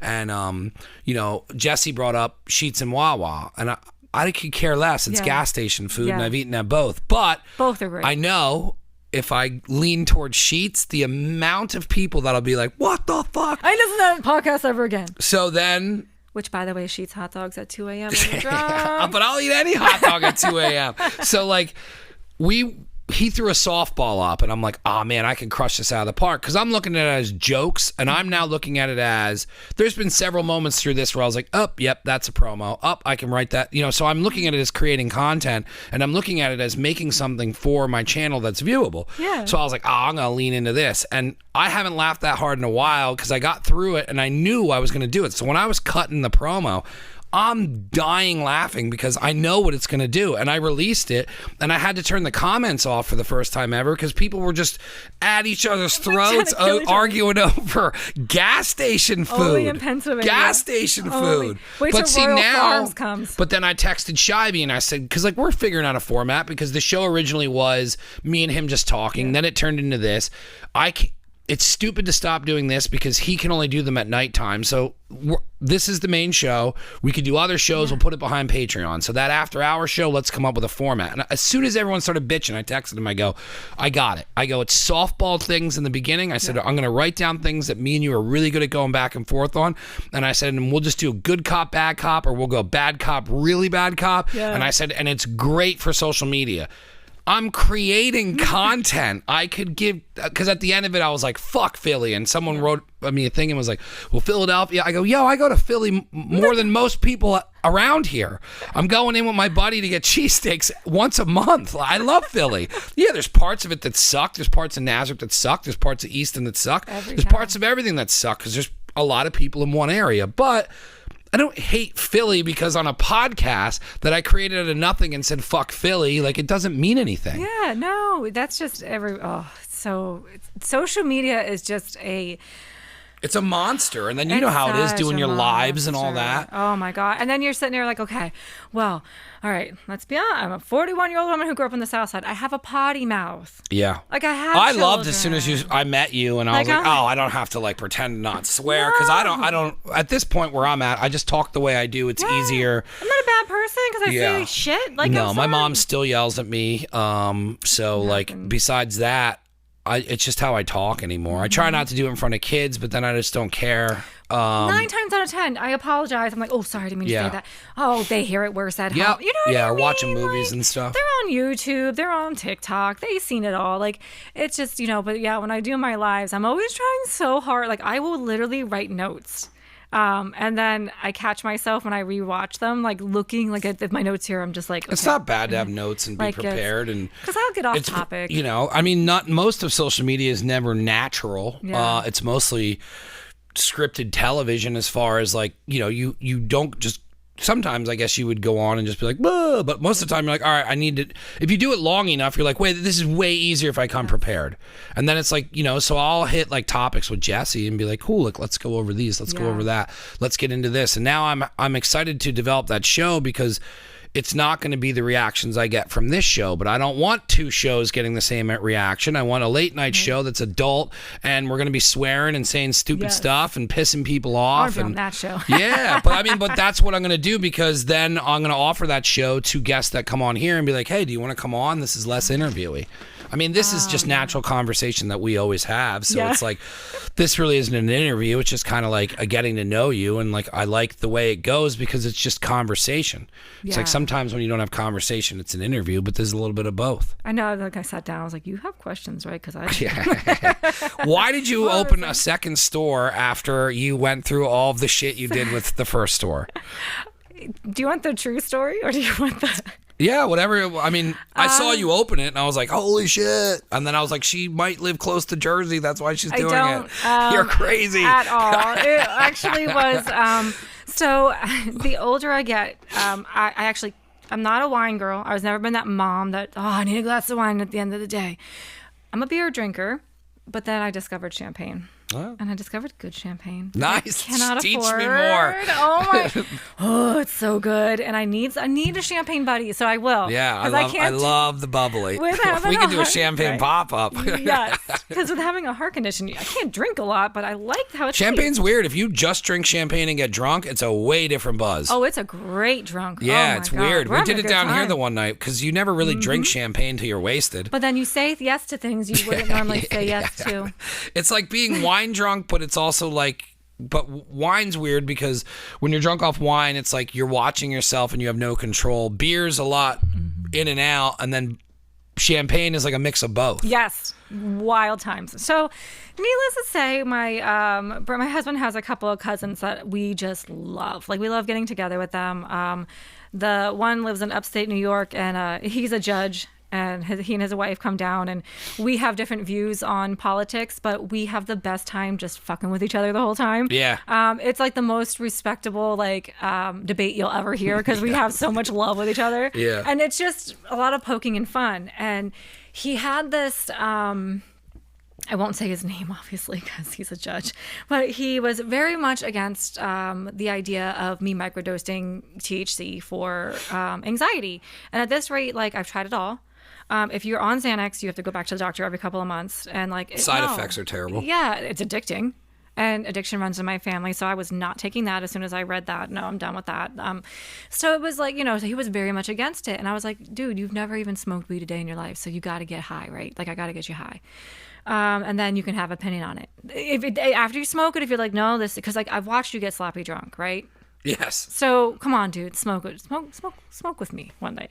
So we did. He had a great time, and we go to this. This was on vacation in the summer. So now we're meeting up for the first time since then. And he's telling me, oh my God, that was the best. I woke up in the morning and I felt great. Now he's cracking open the champagne, he's pouring it, and his wife and I are talking. Our other cousin runs out and grabs more bottles because we ran out of the one I brought and the one they brought. And I don't want to know how much money was spent on champagne that night. Needless to say, they were like, you need to open a second shop near us so we can see you more. You got to do it. And I was like, yeah, let's do it. I got enough money in the bank right now. Let's go ahead. Let's do it. The next day I woke up and I had all these messages and everybody's like, yeah, I can't wait, Yeah. whenever you want to go tour. And I was like, whoa, hold up. I was drinking. I said things when I'm drinking sometimes. And then my husband took me out to Clinton to a coffee shop, Stone Bean and Stone. I'm so sorry if I'm plugging your name wrong. But he took me there and it was winter and they had 2 fireplaces going and it was right on the water of the Red Mill. And all the Christmas lights were up still because it was in January. And I thought, oh God, I gotta be in this town. It's the cutest town ever. And I was like, this is literally like, yeah, I gotta be here. I watched, it was like 2 degrees outside and the street traffic was just nuts. I was like, well, that's just stupid not to open a second shop here if we don't do it because, we don't even have to advertise. And that's what we did. We didn't advertise. We're 6 months into it. We've yet to advertise that we're there with anyone. The success is solely based off of what we post on social media or foot traffic.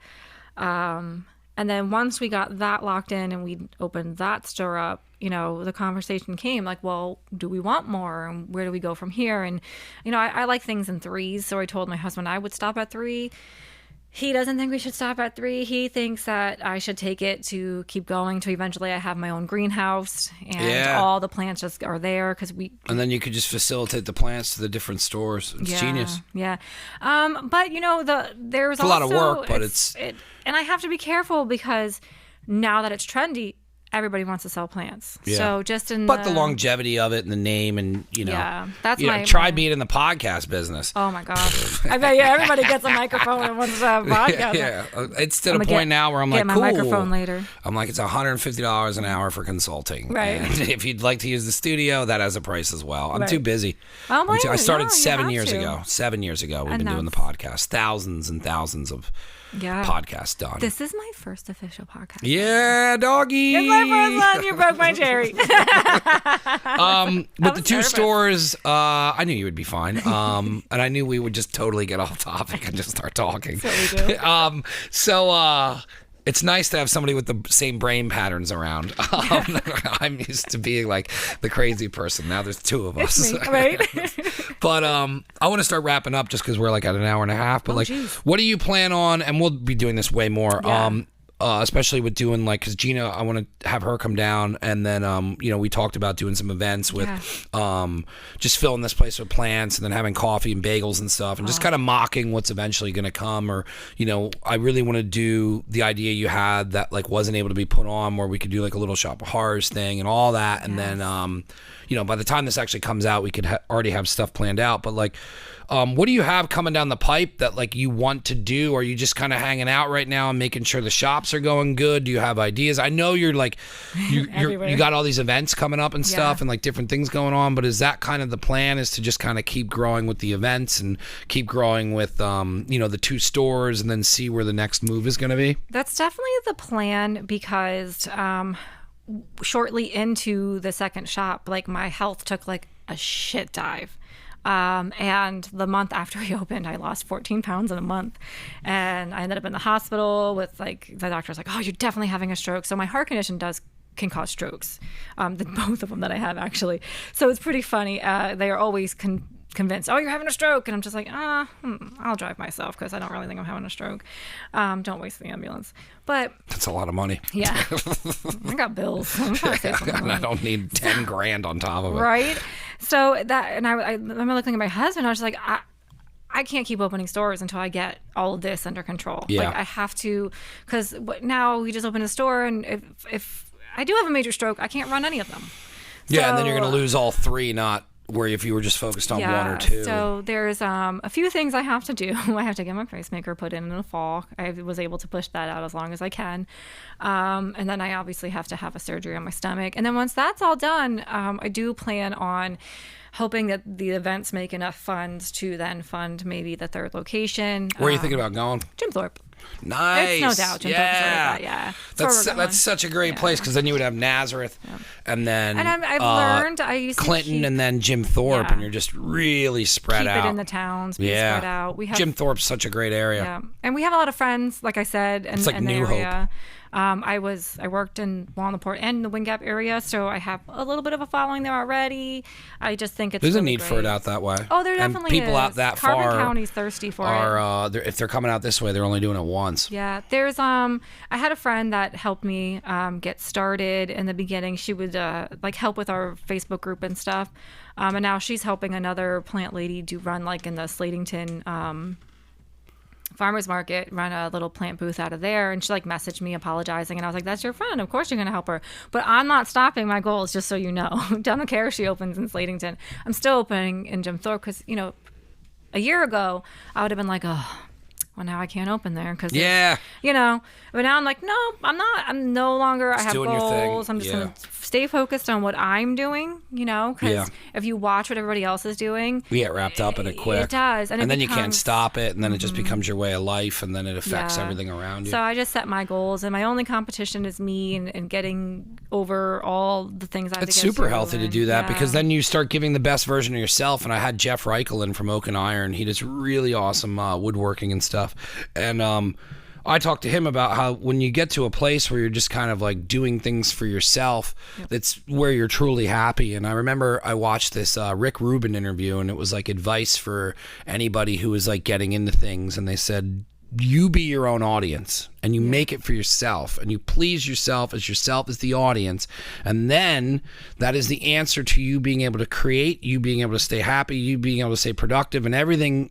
It's unison because it's for you. When you start making things for other people, you start doing things for other people, and you now are not doing what you wanted to do. And as long as you keep it as, and I was like, wow, that's such a good way to put it, where like, if I make these podcasts where I'm the audience and I make it exactly how I would want it to be, which is what turned it into this solo show, that's when it just started working the best, and it started being the best version. And I started networking harder and meeting new people and picking up sponsors and doing all these things. And I'm like, wow, people just want to work with me because I'm just being me. Yes. And when you start going outside that line, it starts making it very difficult to get into different things, and then you're just miserable, and you had the idea of what you loved, and then now it's ruined because it's no longer stuff you want to make. And then I was like, man, that's what we do with food now. Where I'll text Gina and be like, hey, we should do this for the bagels. And she'll be like, ooh, let's get into that. But we're making them for us. Exactly. Because we know they're going to be good for other people. So it's like when you keep that mentality, that's when you start doing something different and special. And it's when you start having something unique in town and you start having different things and people from out of the area are coming in and it's talked about and it's because it's you. Yeah. It's who you are. It's not a version you're trying to sell. Yeah. Like, no, I definitely want our, like, the brand, and I always say ours because I have such a team. I have a great team. Like, I sometimes I read these posts from other businesses and they're like me, I, and I'm like, I have a team. It's always ours. So when I say that, that's what I mean. But like, we have like our brand, like, and I want, like, when you think of Curious Plantaholic or TCP, like, I want it to, like, if you walk into one of our stores, like, oh, this is definitely Jenny. This is Jenny's shop. People always complimented our pot section, like, oh, you have the biggest pot section out of any plant shop. I am very picky about pots. I like my plants to be like, it's not just a pairing. It's like, I want the perfect plant and the perfect pot. I want the whole, so I want to have options. And for me, that's how I shop. So I think of me as a shopper. So it's just like my brand. I just want it to be my brand. I want it to be like, you're doing a good job of it. Like, it's like, that was one of the first things that drew me to what you were doing is I didn't go in there and it wasn't a bunch of other people's things, or it wasn't, I mean, it is, but like, it's your version of that. And then it's like, and then you make it very unique. And like, I think I was like, yo, this looks like a city alleyway with the lights up. And you're like, it's supposed to. Yeah. And I was like, yeah. Like, it was just done correct in the fashion that I saw. And then like, you are branding what you're doing and you are putting yourself into that. And then you are hiring people that see your vision and they're adding their vision to it, but you don't care because you're all on the same page. And then collectively, like, just, how you guys are holding the plants up to the wall and the neon. And I'm like, man, she's going to change all this, but it looks so good now. And it's like, that's what you need is the constant change of it and doing different things and having something new and different. And the experience, no matter what season you go in there, is special. And you're really hitting a home run. And like, it's been refreshing to have somebody different come into town and just do exactly what they wanted to do and not do a bunch of stuff because they thought that would make them money. Yes. And then because of that, you're flourishing on so many different levels because it's your project, not a project that you brought in to either make money or to have sort of something else involved with opening your business. And then when I saw that, it was just so natural and real. And then when you jumped into the other store, I was like, she's crazy, but that's good because you need crazy. And like, we're already talking about getting into new projects. Mm-hmm. Like, I was like, yo, once we get that open, like we could do this and that, and then we're talking, Gina always pumps the brakes, which is what I need, is someone to be like, you need to slow down, bro. Yeah. But like, I always like to think ahead like that. Mm-hmm. Like, and when I move in there, that's the first time that I'm going to have a palette that's going to last me about 10 years. But that's what's perfect and I'm about you so and Gina. I'm like excited. Yes. You need that balance. I never had a sister. I grew up with 4 brothers. So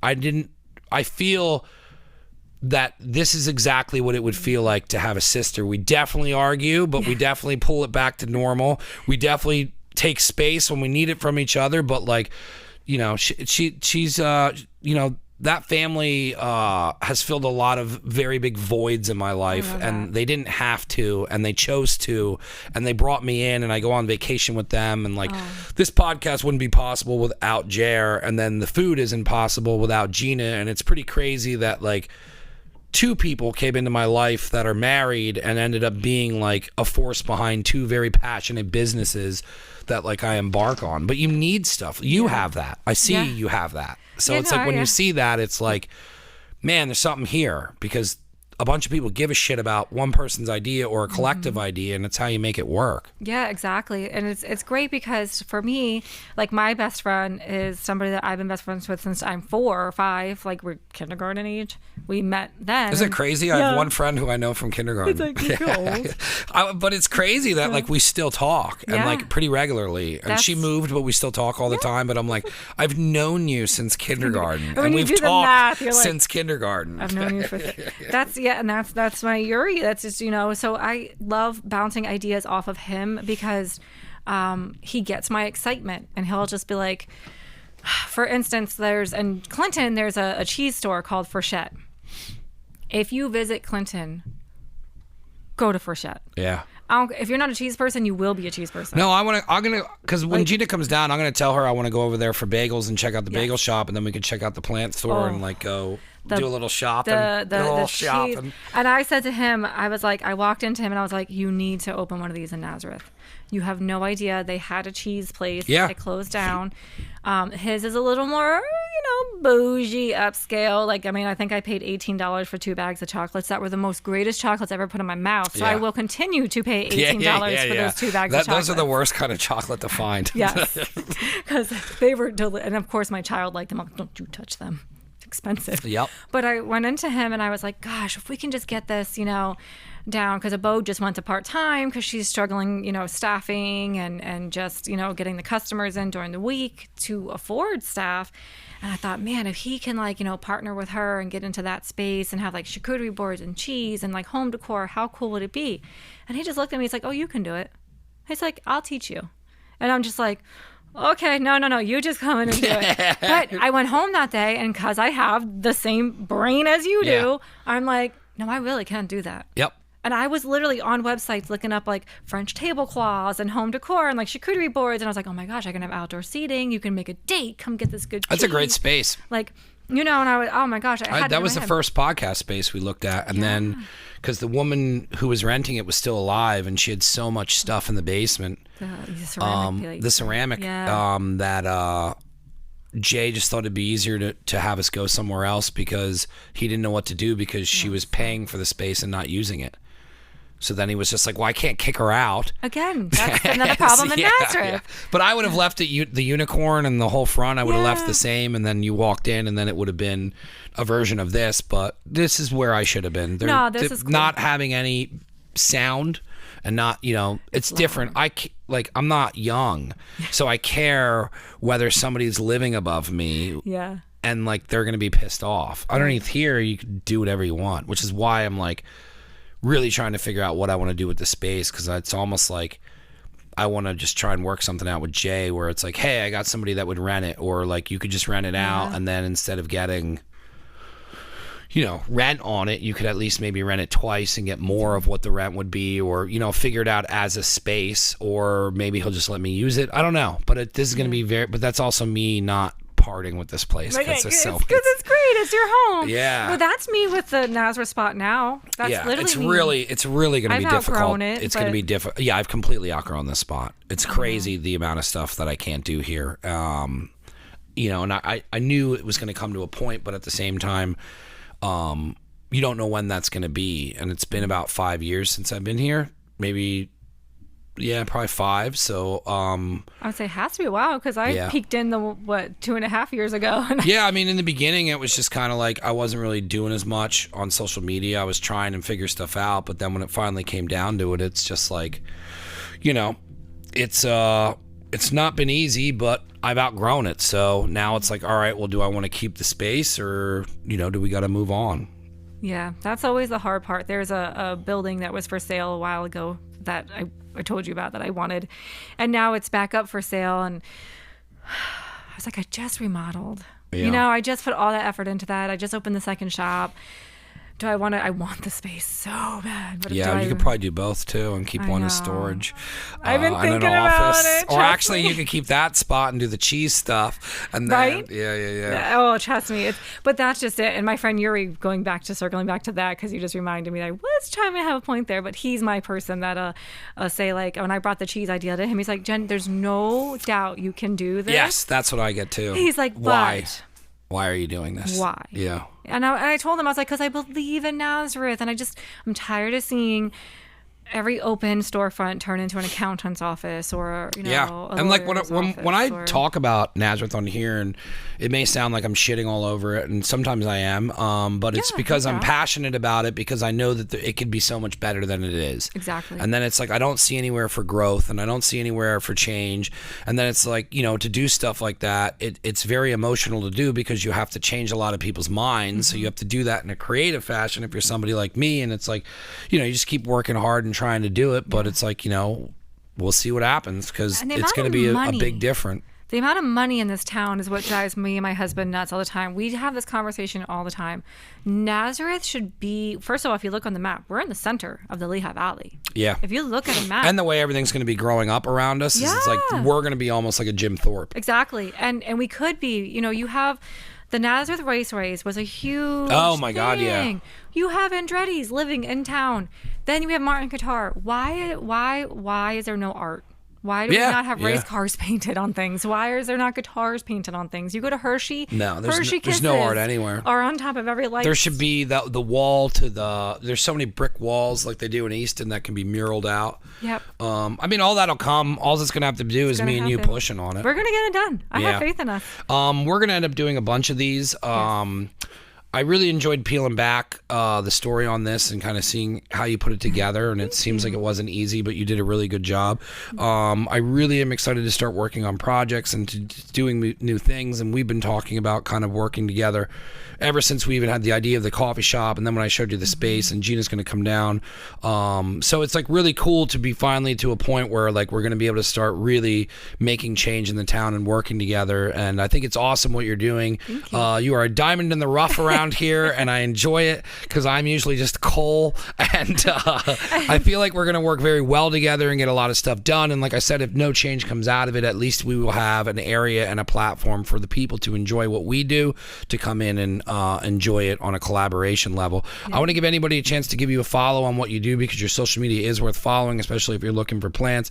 You do the lives and all that stuff, and we're going to work out some stuff with that down the road as well. But where can anybody kind of find your location of your store, your online store, and your social media? So it's real simple. We keep it all the Curious Plantaholic. So we have the website, thecuriousplantaholic.com. We are on Instagram. There is 2 Instagrams, but do not follow the New Jersey one. That was a mistake in our learning how to run social media. We created 2 Facebooks and 2 Instagrams for each shop. And we learned that's a lot when you're trying to run that. So we're doing away with the Instagram for the Jersey shop and just combining the 2 of them. Yeah. Because it's just, like I said, it's just too much work. Facebook, we figured when we looked into it, it looks like we'll lose all of our followers because you'd have to dismantle both pages, and we have 5,000 followers on our Nazareth one. I can't lose that. Yeah. So we're just going to keep those separate. Unfortunately, it's what it is. So we do have the Facebook page. We actually have a Facebook group that we started originally. I love the group. The group for me is more of a community. I don't allow sales in there because obviously I'm a shop. There are a lot of like shady people online. Unfortunately, when you get trends, there are people who are scammers. So I don't allow selling in the group, but I do allow like promotions of like local artists and vendors and things. If you want to give away a plant to somebody, you can, I have this plant, I don't want to take care of it anymore. You can give that away. I do my live videos in there, my plants and coffee. I try to do that every Sunday, which I can't wait to take it to the next level in your coffee shop. That'll be fun. It's going to be amazing. So we have the group, and that's just more for like tips, tricks. If you have a question and we're busy and you want to post in the group and say, hey, why is my plant dying? I do XYZ every day. There's 5,000 people in the group who can answer your question. So the business page, we kind of keep more business related for the events, sales. We got a new shipment, and the group is just fun. We share plant memes, we share giveaways.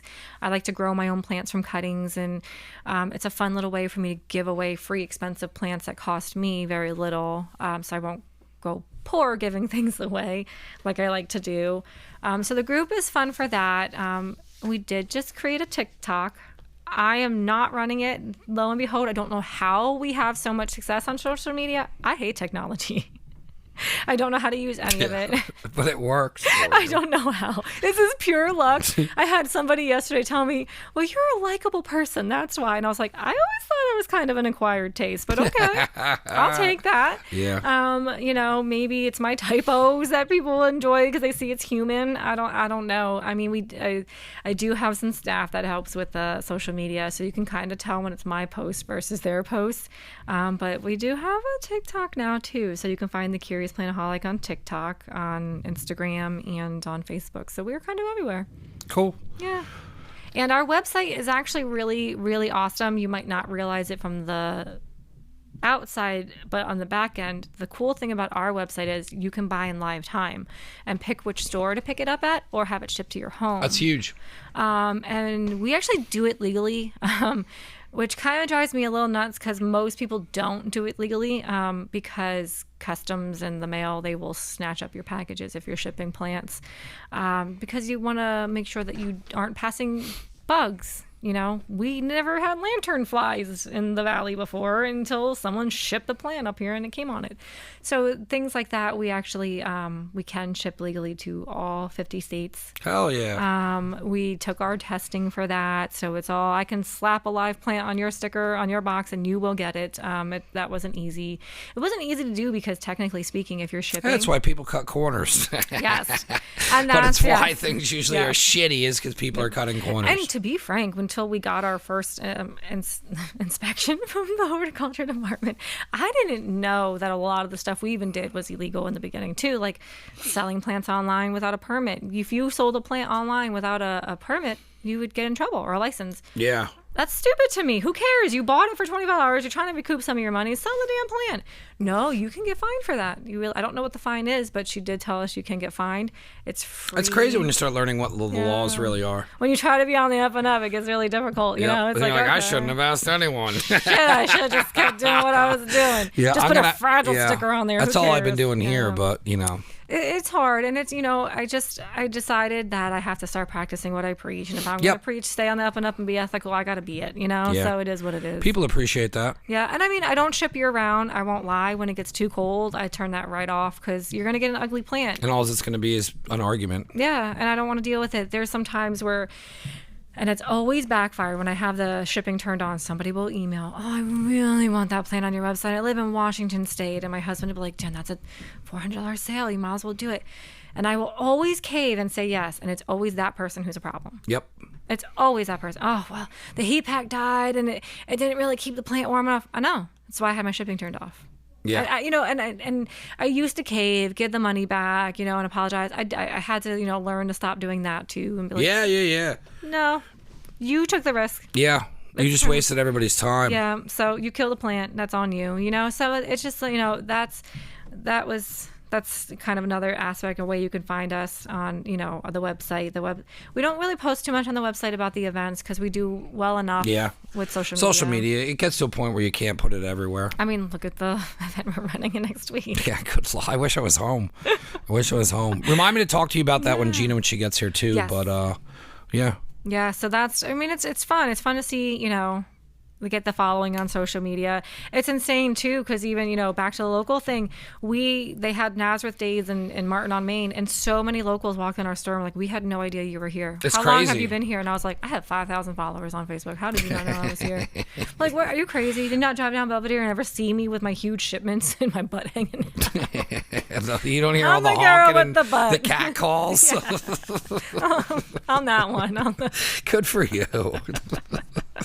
Thank you again for coming on. If you're a first-time listener, first-time watcher, it's neveragainstudio.com. You can follow us on YouTube and subscribe to there. The YouTube channel is going to be changing within the year. We're going to be getting way more content, different shows on there. If you want any of the clothing, you can go on to my Instagram. Instagram's where I do everything. Go on to Insta into Linktree, and that'll take you to Kyle from the screen printer that sponsors us. There's a link in there to get direct from him, and you order. Kyle ships it out. If you need any help with apparel, contact me. I will send you to Kyle. He is a sponsor of the show, so that works out that way. If you want to stay on the website, you can watch there, you can listen there, YouTube, Spotify, iTunes, all that crap. Never Again Studio, blah blah blah. Follow something. God bless. Be safe. Drive safe. Boom. Yeah, we did 2 hours. Shut up. Yes. I believe it.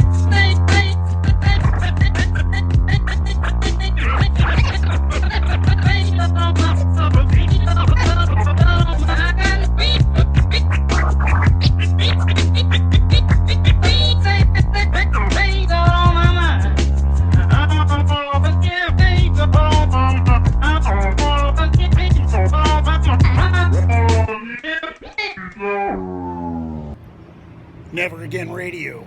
Get into it, brother.